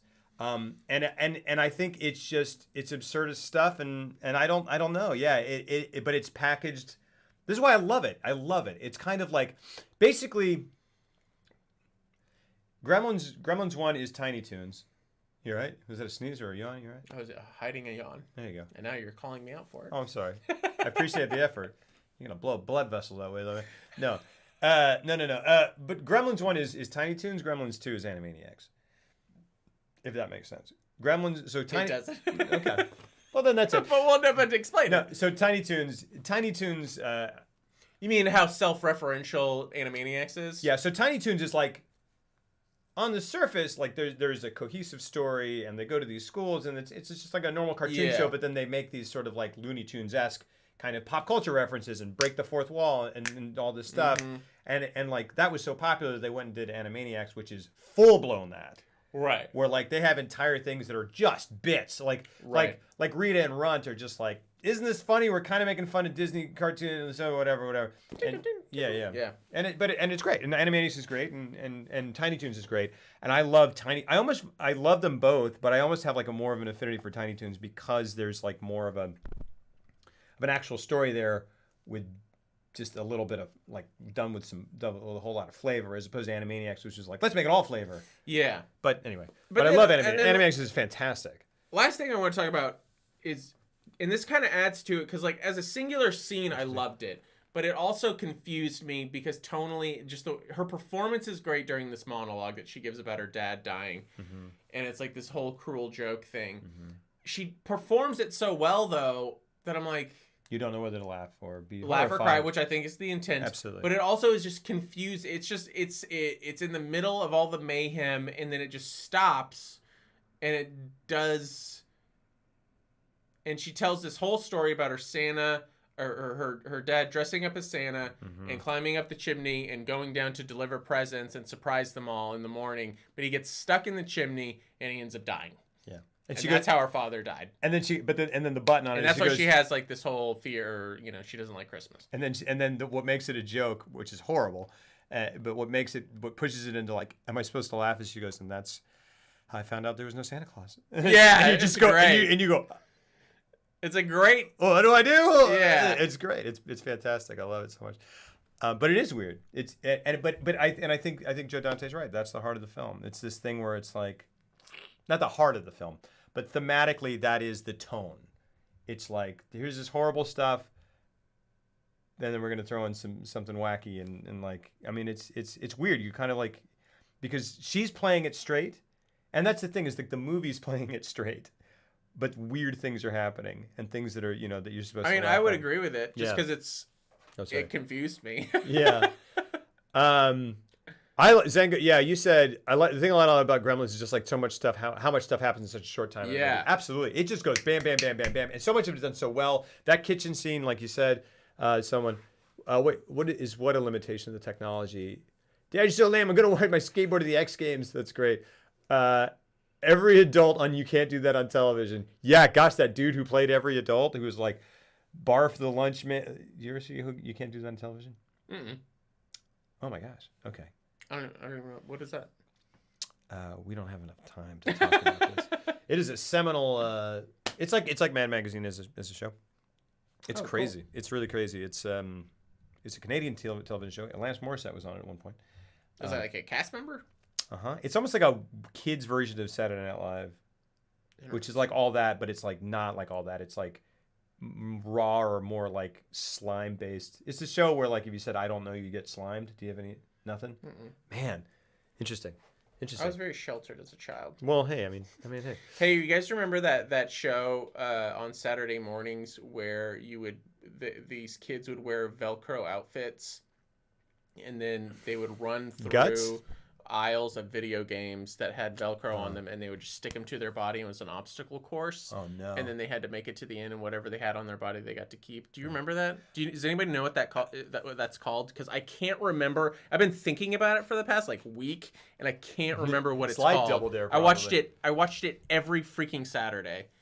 Yeah, it's like what they did was I feel like I've never seen that, but what it sounds like they did is they took the most compelling part of those kids' game shows and made it into a game show itself, which is the shopping spree.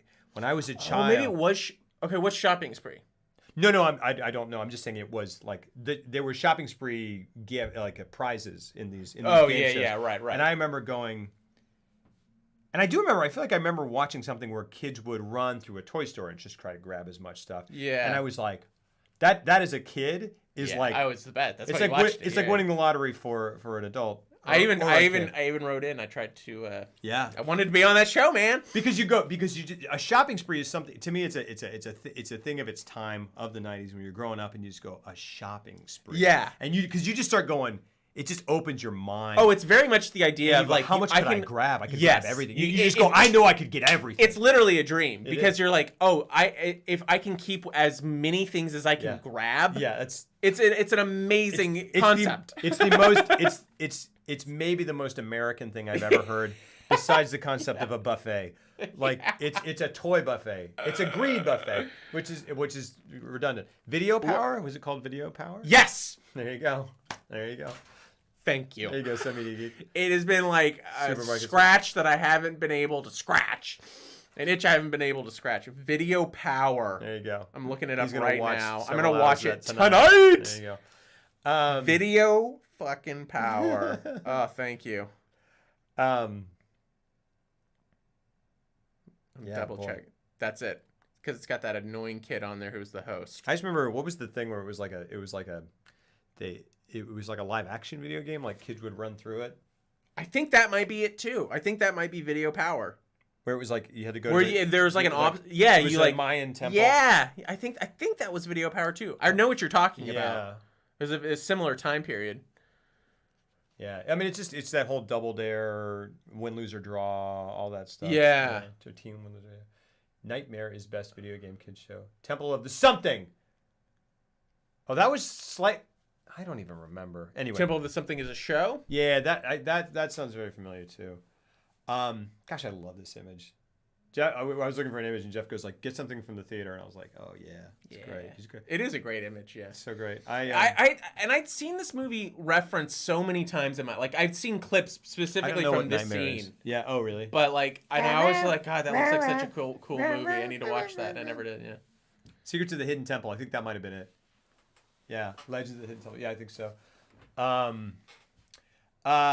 So let's just finish out. I would go so far as to say that I really loved it. Yeah. I enjoyed the hell out of it. I loved nitpicking the hell out of the movie because that was just fun for me. But I really enjoyed the movie. No, I know. I'm gonna watch it again. It's just one of those movies that I love a good Christmas atmosphere movie. I think King Cold Blood, you totally hit it on the head. If it feels like a Christmas movie, then it's a Christmas movie. Sure. And so when you say the Harry Potter movies, I watch those quite often, and I don't even, a lot of them I don't even like, but there's an atmosphere to them that just puts you in a good mood. And I think it is sort of I mean Christmas. I mean there's an argument to be made that Christmas is about magic and sort of just things that happen this time of year that don't happen other times of year. Like we are renewed, we are kinder. There are Christmas miracles, things like that. I mean, I think you could make an outside argument that that's why Harry Potter feels like it, but I think there's something inherently in the sense of just family wholesomeness. Because winter and Christmas, it is cold and dark and lonely outside, and then you look into a warm window, and I think that's why you see that image in A Christmas Carol. I just bought. And it just came in the mail. I think this is what I'm going to watch tonight because it's only a half hour. Disney or Mickey's A Christmas Carol. Have you ever seen that? The Disney version of A Christmas Carol. I don't know that I have. Yeah. Where it's Scrooge as Mickey. As Scrooge. Mickey as Scrooge. Yeah. Or Mickey as Bob Cratchit. Bob Cratchit. Oh, and Scrooge McDuck is Scrooge. Scrooge McDuck is Scrooge. Yeah. I was like. Yeah, gotcha. It's one of my favorite It's very short. They break it down to its nuts and bolts, but it does that thing where it's just it really gets that lonely winter atmosphere. And then when he looks into the windows and he sees all the warmth of family and the fire and everything like that, it's just beautiful. It's a beautiful thought and idea. Yeah, and in some ways, I think there's a contention and. Well, at least there was a movie that came out. It was called The Man Who Invented Christmas, and it was about Charles Dickens. And supposedly A Christmas Carol is credited with a lot of sort of the idea of what we celebrate as Christmas and sort of that idea that it's about, I don't know. I mean, there's some other thing that happened supposedly on Christmas, traditionally in some religious traditions. No, but I mean, I think. But in terms of just strictly just culturally, what is Christmas like when you there's a certain point when the weather hits and you're start hearing it, you just start seeing little things in my hometown they used to hang not wreaths but triangle trees that had green tinsel and stuff that looked like trees on every light post on our small little main street and stuff like that. Awesome. And then the weather hits and you're just and then you go into shopping, the grocery store, and they're starting to play the music and everything, and there's a vibe about it. It's literally, that's why I think it's my favorite time of year. So mine too. Yeah. I love Christmas. Kasha loves Christmas. I mean, it's just great. And it's not. I mean, as a kid, it's because it's about presents. But as you get older, it becomes just about that time. Yeah. And it is really that people are like it. But it's Christmas is an argument. You know what I mean? It's Christmas, so. Let's do this. It's Christmas. I spat on you. How do you like that? It's Christmas. It's Christmas. There you go. It's Christmas. Be kind to each other. It's Christmas. Right. Go out of your way for someone else. It's Christmas. Love each other. It's Christmas. Which is why I understand why people get really lonely on Christmas when you don't have certain people don't have those things, and it can be a very depressing time. Yeah. But I mean, it can just be about yes, and it is absolutely, but it can just be about being kind to just anyone you see into your fellow man, being kinder. But yeah, absolutely. I mean, but I mean, I think that's what I'm saying. You want to be together on Christmas. Well, yeah, but I'm saying that's what makes the two halves is is you kind of have to have that cold winter loneliness aspect in order to get the warm familial aspect and love your fellow man aspect. And it's both. And that's what makes it so beautiful. Yeah. I mean, I wonder if there is any sort of like, it's cold, so we're forced inside to be together. I mean, like, is there some I think so, and that's why people are like, we should bring booze into this eggnog as a direct correlation, But I love, or if your dad died in the chimney, that would put a bummer on things. That's why I like literally, I don't know if it's my favorite Christmas Carol, but it might be. But it also is just sort of like my favorite. It's the one where I go, yes, it's beginning to look a lot like Christmas. And you just go, yeah, because that's it. You get like that starts playing in my head as soon as it's like cold enough, or as soon as enough stuff is going. It's just Christmas is great. There's so like my favorite. In addition to the the flu, goodness, yeah. In addition to the Home Alone soundtrack, my other honestly, this is the one I played the most. Is the Charlie Brown Christmas by Vince Guaraldi. Yeah, it is. It just plays in my car nonstop all of December. I've never seen Muppets Christmas Carol. Scrooged is great. I think I have seen it, but I forgot. I need to rewatch it. Yeah.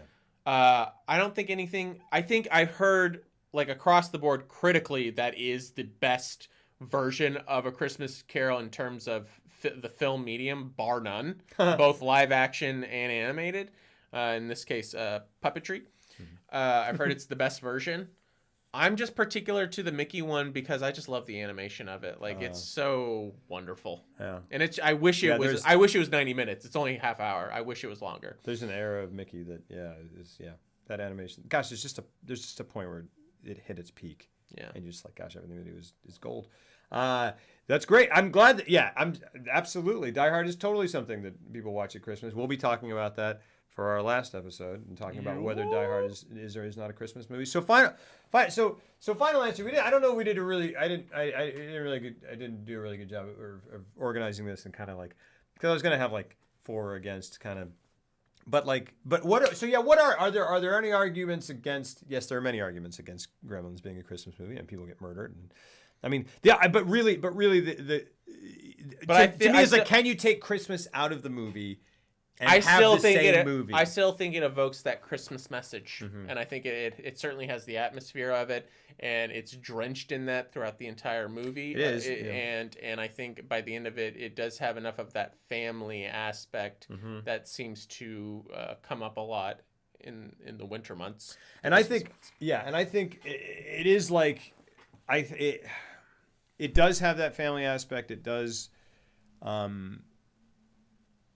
And it does, and like there are all these wonderful.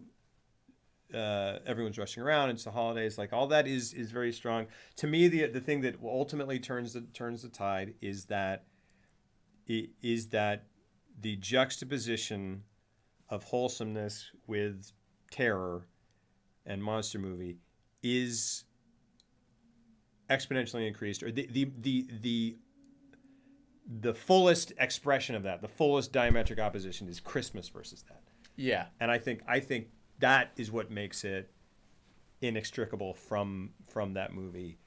Maybe just barely, but I think it does it. Yeah. To me, I'm like, it's not the same movie because the juxtaposition, the contrast is not as great if it's not Christmas. Oh, absolutely. That movie would lose half its charm. Yeah.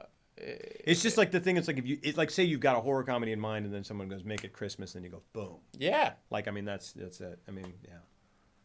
Thanos versus Christmas. Like if it was Billy's birthday instead of Christmas, most of the film has gone missing. I agree. Exactly. I agree because it's not. Yeah, exactly. And so, but I read there was like some article or something that was like these alternate Christmas movies and why they are, and a lot of stuff I don't agree with. Like some stuff, like they're like Lethal Weapon, because at the end because it is Christmas. I'm like, I know they have a Christmas they have a shootout in a Christmas tree lot. I'm like, okay, I know. And then at the end they have Christmas dinner, and I'm like, and he invites Murtaugh invites Riggs in to have Christmas dinner with his family. I'm like, cool, could be a normal dinner, doesn't matter.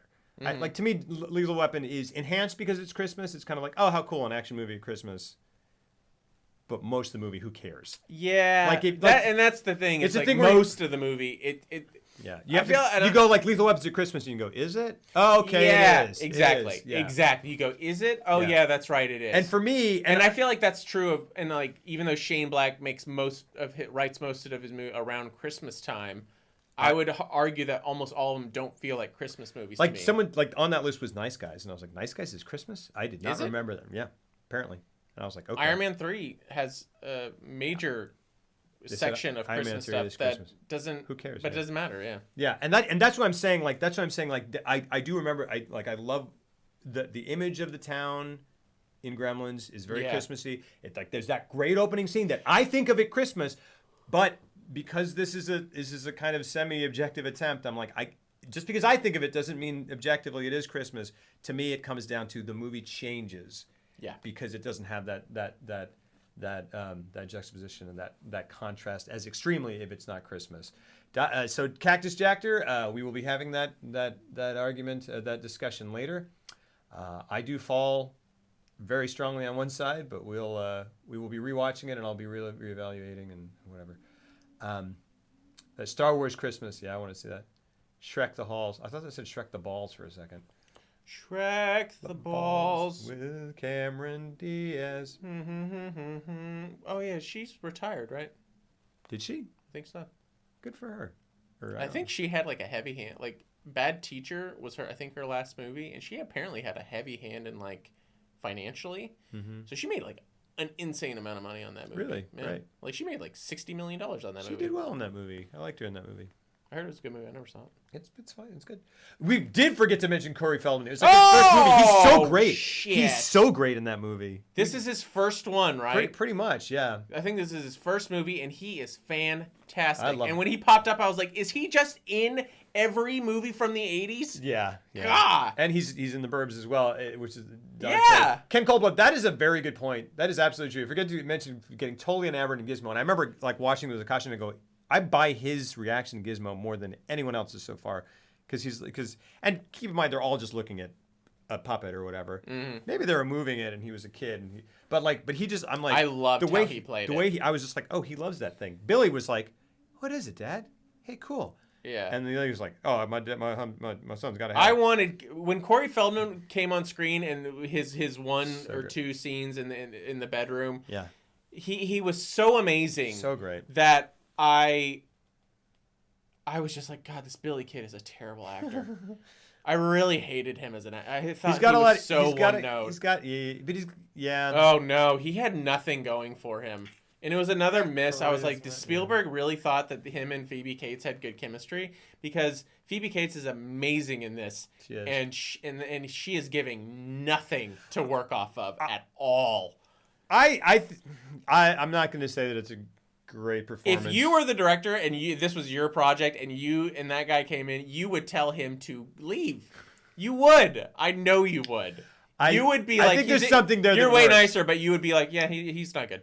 I mean, he's not right for the part. No, and I don't. Yeah, but I think that in the context of there being these stock characters, I think he works well enough. I think he works, and I think he has a sort of like Billy is terrible. I mean, it's. I mean, it is what it is. It's fine. It doesn't detract. Surprisingly, it does not detract from the movie's enjoyment. But that's because the leads in these movies because the dad is worse. I'm kidding. I like the dad. I love the dad. I like the dad. And I think the dad gives a good performance. I think he works because he's just he is. But the character is just like this completely kind of Mary Sue, kind of like I don't know. If that's quite the. But like he's just kind of like. Dad, I'll try this. I'm just a nice guy. That's exactly. He doesn't have to act like a blank slate, though. Sure, that's fair. Corey Feldman is the '80s, yeah. In one way, yeah. But that's right. Yeah. But Ken Coldblood, yeah, he goes, because he goes, I love it. And then later, like literally 2 seconds later, like Ken Coldblood says, he goes, look at this. He's like, yeah, it's neat. No, I'm in it. Yeah, it's great. It's so good. But he like literally doesn't care a second ago. But yeah. Because he goes from. But even the way he looks at him at first, when he is still interested, it's so good. Because he's really looking at him like. But it's such a weird. He does this smile. He's like, yeah, huh, yeah. How about that? Yeah, and he's like he's talking to a little kid. It's beautiful. It's Great. great. He really wonderfully plays. I understood. But it is 3 seconds. He's like, I love it. And that was his I'm scared of it. I don't care. And that was his first movie. I'm like, I completely understand why you blew the F up throughout the entire 80s. Exactly. In one way, it's a shame the Gremlins 2 strayed so far from one, and then it probably couldn't have done another one and still been good. And it's interesting too because like I was watching this movie and then it struck me. I was like, man, how devastating would it be if Gizmo turned into a gremlin in one of the in the sequel or something, or in this one? And I'm surprised they resisted doing that. Come to find out, it was in the script, and Spielberg was like, you can't do that. And that's what allowed them to make Gremlins 2, essentially. Gotcha. Yeah. Cool. But yeah, 3D was too interesting. 3D was too interesting. Maybe it even adds because you end up having to make up your own emotions. I mean, he is just sort of like this kind of blank, just good guy character who's kind of meek and whatever. Cool. Yes, Corey Feldman is pretty much even played 13th part for, and he's great in it. He's great in that movie. I binged watched all the Friday the 13th movies in a single month, and every single one of them is terrible and awesome at the same time. Like, so good. Yeah. So, verdict? It's Gremlins Christmas movie. Christmas movie. Thumbs up. Thumbs up. Do you guys agree? Really dug it. Remember to like and comment below. Leave your comments here. Subscribe. And, just tell us what you think. Gremlins is the best Christmas movie. Thumbs up. Thumbs up for Christmas movie. Thumbs down for no Christmas movie. You don't even remember anything Vape about Dad, it. just give it a thumbs up. Join the team. Yeah, man. Be a follower. Come on. I disagree that Gremlins is a movie. Gotcha. Fair point. I mean, that's something that can be, you can say that. Remember it being a Christmas movie, though. Thumbs down. All right. But you said you don't. But you just said you don't remember anything about it. Documentaries count as movies. Sure. Yep. Because it's a documentary. Sweet. Well, all right. One down. Next week, what are we doing? Batman Returns. Give that Assassin's. Woo! No, man. I'm so excited. I'm very excited. I'm so excited to watch this. Me like Batman Returns. Yeah. Oh, man. That's going to be fun. Yeah. I love it. I think Batman Returns is the one you fell asleep when you were 12. That's not surprising. It's a little, meow. This is Kanye West. Love it. Guys. I could see this movie is. I mean, I could see a kid falling asleep during this movie. Honestly, it is so. It's like artistic. Yeah, it is. It is like I love it. Yeah, but it's I think it's next Sunday, Shiny. I think it's beautiful, and I think it's a gorgeous film to look at, and I love the environment of it, and I love the story of it. Snow globe come to life. It's like a snow globe. Oh, that's a perfect analogy. It's beautiful. I could also understand why a kid would watch this and fall asleep. I mean, I watched it and I was like, sweet. But I was 12 as well, Cactus. Yeah. Because I didn't see this till a little later in life, so... Because, I mean, when you really think about it... Well, no, we can't. We can't get into it. We got to save it. We got to save it for next week. When Batman's parents... what? Yeah. I remember, dude, there was a period of my life where I remember... it was the early 90s. Because I remember going to my... Because we lived in Costa Rica, we came to see my grandparents, and then we would go to the movies. You're so tired looking. And I'm very tired. And I just remember there was just we would come back every year and watch, and I would go to the movies and then watch like Ninja Turtles 1, Ninja Turtles 2, Batman Returns, the DuckTales movie, the Jetsons movie, just Aladdin. Like all around that 90, 91, 92 year period there, and it was just wonderful. Yeah. Every time I went to the movies, it was just a great time. And of course, I was the right age for stuff, but it's just so great. We had Batman '89 on VHS, and it was put on the highest shelf. That's funny. On our entertainment set, so I couldn't reach it. Yeah. I was only 3 at the time, and so 4 by the time it got on VHS, so I wasn't really allowed to watch it. But I remember it was like a whole evening. I was like, oh, you guys are going on like a date or whatever, and my brother was watching me, so I got up and I got it down. Yeah. And I was nervous the whole time. Yeah, my first watching of Batman '89 was very nerve-wracking. That's awesome. Because I was like, it's 6:30. I gotta pop this in now, and let's pray that they don't come home. That's awesome. But it was a good time. Yeah. And it is like I think Tim Burton's Batman combined with the Batman animated series, those are the definition of Batman to me. Yeah. And always will be. It's funny, I was not allowed to watch Batman, the first one, when it came out, and then it was going to come on TV. Like I was watching it, like it came out, and then on TV they were like, in Costa Rica, they were like, next Batman, and it showed the trailer for Tim Burton's Batman. I was like, it's in movie theaters right now. How's it on TV? And I was like, Mom, it's on TV, and she's like, I guess if it's on TV, you can watch it. And I was like, sweet. And I got ready, and they showed it again. And they showed the trailer again. And I was like, great. And it was the Adam West movie. Oh, which I also watched over and over and over. I've never seen it because I was like, shark repellent. This. I know. Oh man. But it was weird because it was Costa Rican cable, so they showed the trailer for Batman Batman Tim Burton, and then when they ran it, I was like, and it was the first time I was like, this is too good to be true. That's so mean. That's so mean.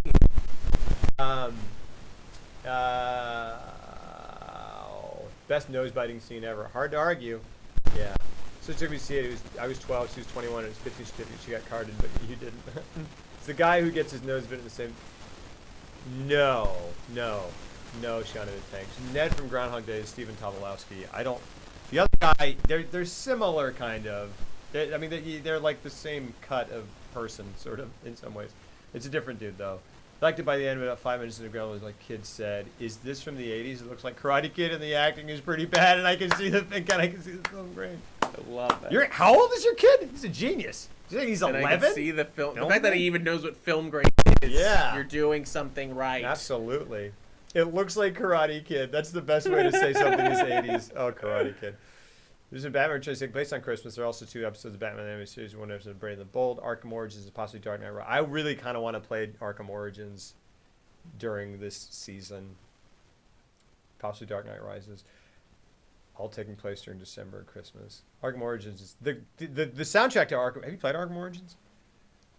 That's the one that wasn't made by. No. It's still great. It's great. And I thought you said you didn't like it. No, I love them all. I love everyone. When Origins came out and people were like, it's just more of the same. And I was like, yeah? So? Did you want, you idiots? I am reading all these things about Red Dead right now, and people are complaining about Red Dead. And I'm like, guys, Red Dead Redemption 2 is freaking amazing, and just accept it. Yeah. If Tim Burton made it, it's a great movie. I would agree with that if you amended it to if Tim Burton made it before 1997. Big Fish. Big Fish was like 80. It was like, I'm sorry, it was like 99. Was it 2000? I think it was like 2002, 2003. Interesting. I have to go rewatch that. It's great. Yeah. It's one of my favorites. We got to chew more than the scenery. Actually, December is full of Batman material to get through. Yeah. I've never seen Pee-wee's Big Adventure. I've seen Big Top Pee-wee. Ed Wood is Edward. Edward's fantastic. You've never seen Pee-wee's Big Adventure? It's great. I don't think I have. Oh, it's so good. Is that the one with Large Marge, or is that Big Top Pee-wee? Large Marge, like she gets in the truck. I can't remember. I just remember them visiting Dinosaur. Tim Burton is directing the new Dumbo. Gosh, it's funny he's come back to Disney because he was a Disney animator. Yeah, it's awesome. I never really liked Dumbo, like the animated movie, so I'm not as like the whole Lion King thing though, but I know I'm just not into the whole remaking all of them. It's just let them be. Nor am I. Not especially once you left, Lorbo scolded me for not. Stop it. It's so true. Like Serene, stop it. I know, and he tells it like every time we get off the stream, he's like, I do, but like I can't tell him that, and like I don't know what to do about it, and I'm up at night, and I'm thinking about it a lot, and like every night I go to bed and I'm like, it's the law, and I'm like, it is the law. Like I just can't admit it to myself. Bill Rose, we did get Arkham Origins. It would have gone 5 years of an Arkham City. Yeah, and Arkham Origins is great. It has the best boss fights in the game by far. By far. Not even close. I haven't seen Pee-wee's. I have not. Wasn't a new Pee-wee on Netflix? There was. I don't know anything about it. Why would Rocky didn't know the superhero game? Well, that's fine. I so knew it, Jeff. You know Spielberg is in Gremlins for a second? Yeah, he's in the he's in that little body cast thing, scooting by. So I went back and watched in the bus stop. Yeah, and there's the time machine from the movie The Time Machine. Yeah, and when it zooms in, it's there, and when it zooms out, it's gone, and people are going. Oh, really? Yeah, I watched that before. I didn't realize that either. But one thing, why is that in there? Just because they're making all these jokes. It's just more stuff, like Robbie the Robot. I was very confused. It's an inventors convention, and someone. Oh. But for some reason, I thought he was at the bus stop. I was like, oh, he made. I was like, so that's his. No. And I was like, I just thought that was one of his other inventions. He's like, oh, it's funny because it's just he made a big robot. Dad. What are you doing, movie? Yeah. His dad needs to get it together. No, but it's weird because it's like Robbie the Robot, so it's unclear whether, because it's not like Comic-Con. I don't think people are growing up or showing. Right. So it's like someone invented Robbie the Robot from Lost in Space, and then it literally has Robbie the Robot's voice. So I'm like, you're saying it's Robbie the Robot? Yeah. What are you saying? And then the Time Machine from the movie, the old, I don't remember who directed it, the H.G. Wells movie, and it's spinning when it zooms in on him to make the phone call, and it zooms out and it's gone. And people are going. Yeah, I didn't either, and then I went back and watched it. And then, but the one thing I did was like, when he walks by the movie house, the two titles are "This Boy's Life" or "A Boy's Life." Oh yeah. And "Watch the Skies," which were alternate titles to E.T. E.T. and Close Encounters. Close Encounters. Yeah. So those are cool things that I didn't want to. Okay, real quick. I just want to see if there's anything else that I wanted to mention. Because I made notes, and then we're like, okay. Oh gosh, yeah. I kind of want to play Arkham. I should play Arkham City during December every year. Yeah, it's such a great winter atmosphere. I'll let you borrow Arkham Origins, man. It's great. I'm in the midst of Red Dead right now. Knee deep.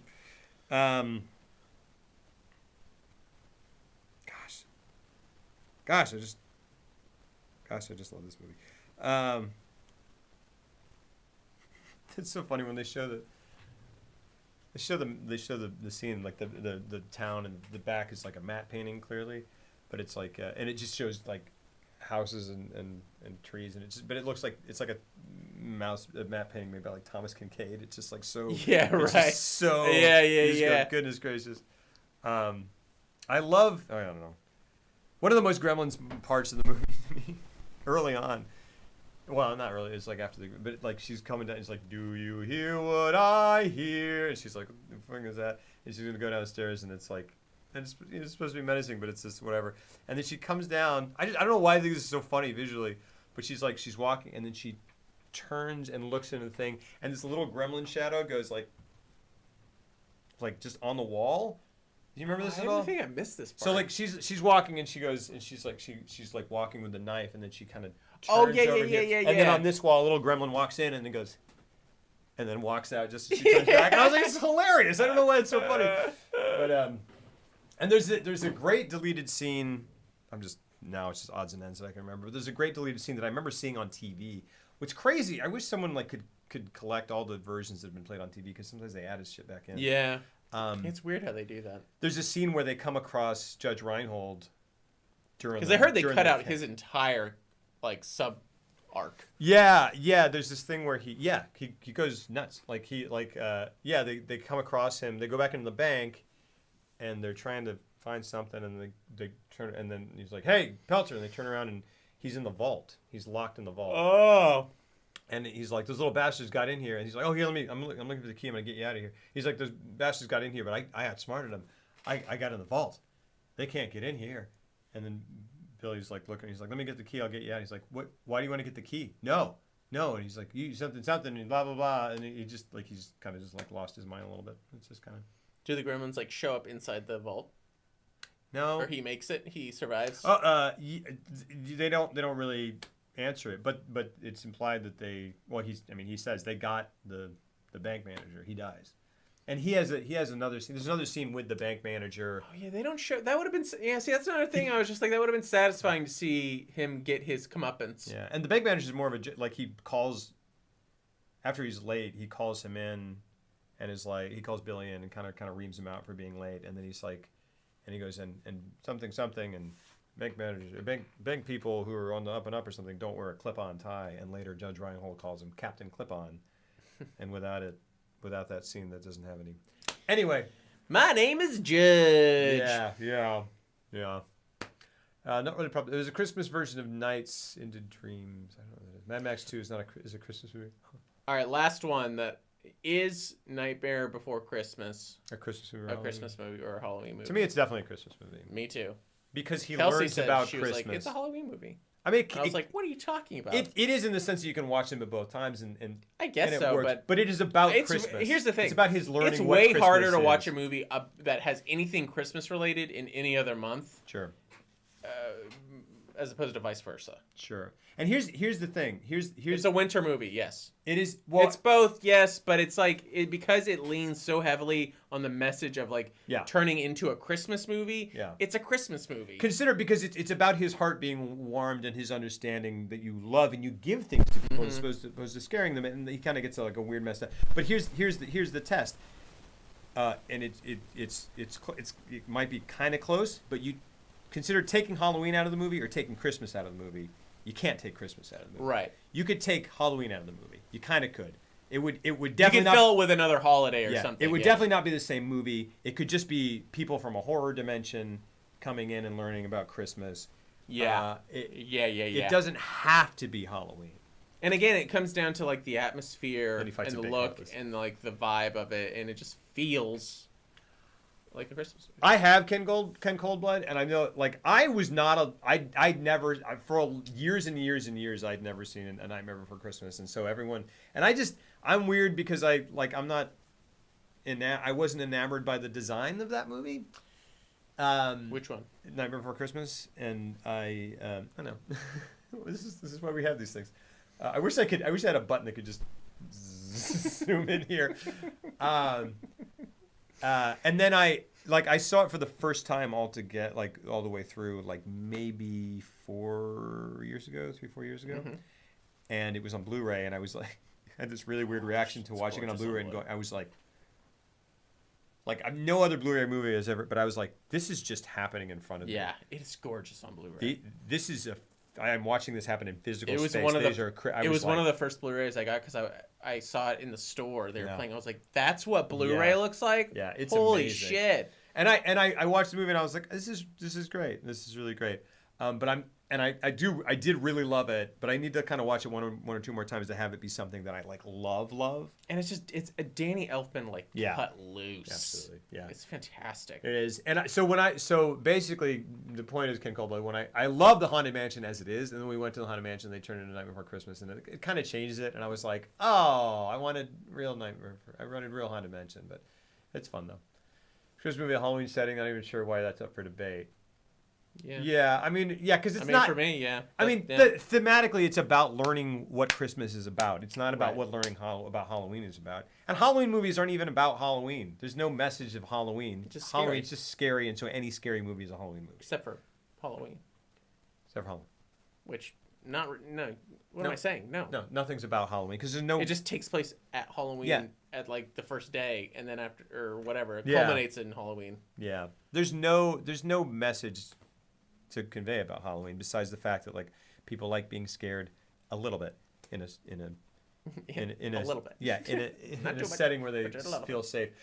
I'm practiced at that because we had to explain to our daughter what Halloween was. Like there was terrifying crap everywhere, and we were like, so people sometimes we went took her trick or treating, and there was this someone. How did she do? Did she enjoy it? She did well. But she was like, I don't want to go down that way. I don't want to go down that way. And we were like, it's people in costume. His daughter is so fantastic. She's awesome. She's so matter of fact about certain things. She's where great. She's just like, no, I don't want to do that. I don't want to do this, but I want to do this. And we avoided things. And then we walked up and she's like, what's that? And I looked over and there was like literally a 2-story fabric ghost with blinking red eyes that was like this in a yard. It was gigantic. And she's like, what's that? And I go, oh, that is Satan. A ghost. Yeah, I know. That is what your burgeoning nightmares have been envisioning. You know what? One of my the scariest memory that I have of like trick or treating is being really scared of some teenagers who weren't dressed up, and they were ruining it for everybody on the block. And I remember being very intimidated by them and all of us running around. And then I felt dumb because we were in costumes. And I looked at these older kids and I was like, they're just doing whatever. And they're all wearing like, they look like older versions of Jonathan Taylor Thomas and they're like wearing plaid. And they're like Jordan Catalano. And everything was... Everyone from My So-Called Life. And you're like, oh, man. And they were just laughing at everything. And I was just like, I feel stupid now. Yeah, but consider it on the other side. They were just... What they were doing with their night was hanging around and laughing at kids wearing costumes. Yeah, so how lame are those bastards? Absolutely. You get older. Yeah. And you start doing it. Yeah. There you go. And there it is. There you go. That's it. All right. Okay. Guys, that was great. That was great. That was a real debate. That was a barn burner. I love it. I love it. I really enjoyed that. Yeah. I hope we didn't focus too much on the dad thing, but you know what? That was a good rabbit hole to go down. It was. I enjoyed discussing that. These things are not scripted. I don't know if you can tell. And we just take it wherever it takes. Guys, thank you so much for joining us, really, truly. Mm-hmm. I hope you'll join us in the future for literally everything we do. Because, please. No, we will be doing, next week, we will be doing Batman Returns, which is something about which I'm extremely excited because I haven't seen that in far too long. Oh, it's going to be so good. It's so great. It's got Walken in it. It's got Michelle Pfeiffer at full Pfeiffer. Yeah. Full Pfeiffer. It is the full Pfeiffer PF. I had such a crush on her back in the day, and it's probably because of this movie entirely. Dude, I had serious crushes. Michelle Pfeiffer, for some reason, I was just always like, yeah, she's there. Like, I mean, not like I was like, cool. I think I just knew her as Catwoman and didn't see enough stuff with Michelle Pfeiffer in them. And then, like, just in retrospect as an adult, I'm like, I mean, she's obviously a beautiful woman, but I'm like, and I just look at her, I go, she is like, she's stunning. Fresh ground. I mean, yeah, it's just she's like a drawing of a person. I'm like, come on, fresh ground Pfeiffer. Oh yeah. And she's making a comeback. A little more Pfeiffer. A little more Pfeiffer. You wanted a Pfeiffer. I wanted a Pfeiffer. Hope the people get Phoebe that Cates, reference. Michelle Pfeiffer. Hot take. Ooh. Phoebe Cates. I'm going to argue that one, but I think Phoebe Cates... Oh, the other thing about Phoebe Cates is like they didn't want to hire her for this movie because of Fast Times at Ridgemont High. Because she was showing a boobies. Bum, bum, bum, bum, bum, bum, bum, bum, bum, bum, bum. She really was fantastic in this movie, though. Really, truly. And Akasha was like, she's been in this movie like twice for like 45 minutes. Yeah. Like, but like I fully want them to get together, and she's like, and I fully believe that relationship because of her. It's his being enamored of her, and then her being very enamorable. Yeah. She's enamored ofable. Yeah. I mean, you just go like, yeah, and she plays it so well. Like you just go beautifully. That's it. Yeah. Yes, like she's everything. It's not just that she's attractive. It's not just whatever. She's like sweet and strong, and I mean, it's just great. She's the. Yeah. Can't imagine how many women must have auditioned for Catwoman. She has a lot of There's a whole Sean Young story. There's the Sean Young story. Yeah. Sean Young. Let's save it. Let's save it for next week. Let's absolutely save it. Boom. I don't know much about the production at all of Batman Returns. I know. I'm gonna look into it. I'd like to. It's so cool. It was just so cool that like I just remember it was cool that when Batman came out, it was just amazing, and and the promotional material was just like that poster with the beautiful metal symbol that was bright yellow and whatever. And then Batman 2 Returns came out, and it was white, and I was like, this is awesome. Yeah. And I remember seeing the toys, and I was like, they're all white now. Yeah. That's awesome. That's great. I have literally posted about this about this Batman Returns on Facebook with just a ton of screenshots being like, this is one of the best Christmas movies of all. So I guess I spoiled it from. I consider this a heavy Christmas movie because I'm just like, it is so gorgeous, and like just still frames from this movie. Yeah. You can frame. Yeah. Like it's that pretty. Yeah, it really is. When we gotta save it. Yeah. Hey, I'm not gonna show. So hold on, guys. I'm going to show, this is awful. I'm going to show Jeff something that I got ready for next stream. Oh, please be a full Batman suit that you're going to wear the entire stream. It's not that. It's not that at all. It's really not that. You can't raise expectations like that. That guitar sound really went with that let down. Because I have to spend $500. Hold Hold on. Absolutely, Django. Yeah, it really is. It was that.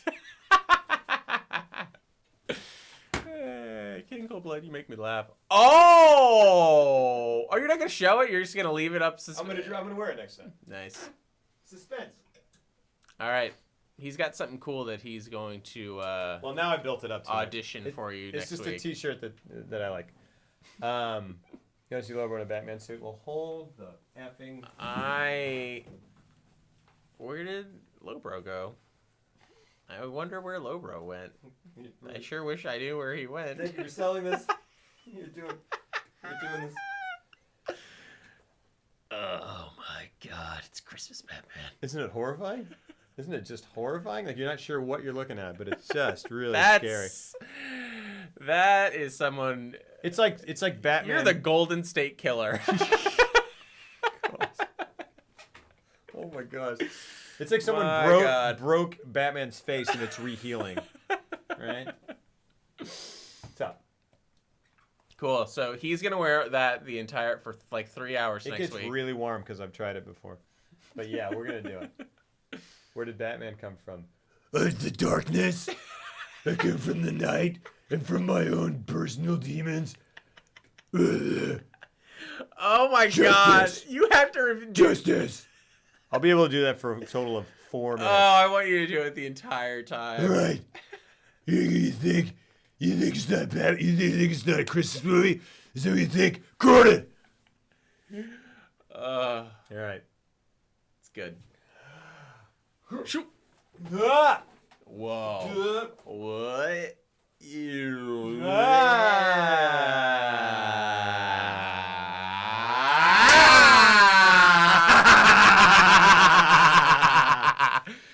right. Oh, man. Woo! Yeah. I just say Batman is unsettling. All right. See you guys later. What the go to sleep with that. Work that out. Unpack it. Parse that in your brains. All right, let's raiderize somebody, and you tell him Batman sent you, and then when they're confused, don't explain it. Let's go get Josh and Chew. You looked like the Resistance kid from the South Park movie. You did. What is that? Oh, what? You gotta look it up. On. No, I know who that kid is. It's Did he have a mask on? It's hold on, let me pull it up. When we die, the Resistance lives on. That kid, the French kid. Right? That's what you're talking about. All right. Let's go get Josh and Chew. Oh wait, he's looking something up. Oh boy, it's not gonna. Oh crap! I have a 6:45 a.m. call. Oh God, I'm out of here. I've made a mistake. Later. Oh, crap. I need to keep it down. Oh, sorry. Oh, I'm sorry. That's a good end to the stream. Go get Josh and Chew. See you next week. Tell him I woke up my daughter accidentally. All right. Love you guys. Thanks. See you next week for Batman Returns. Peace.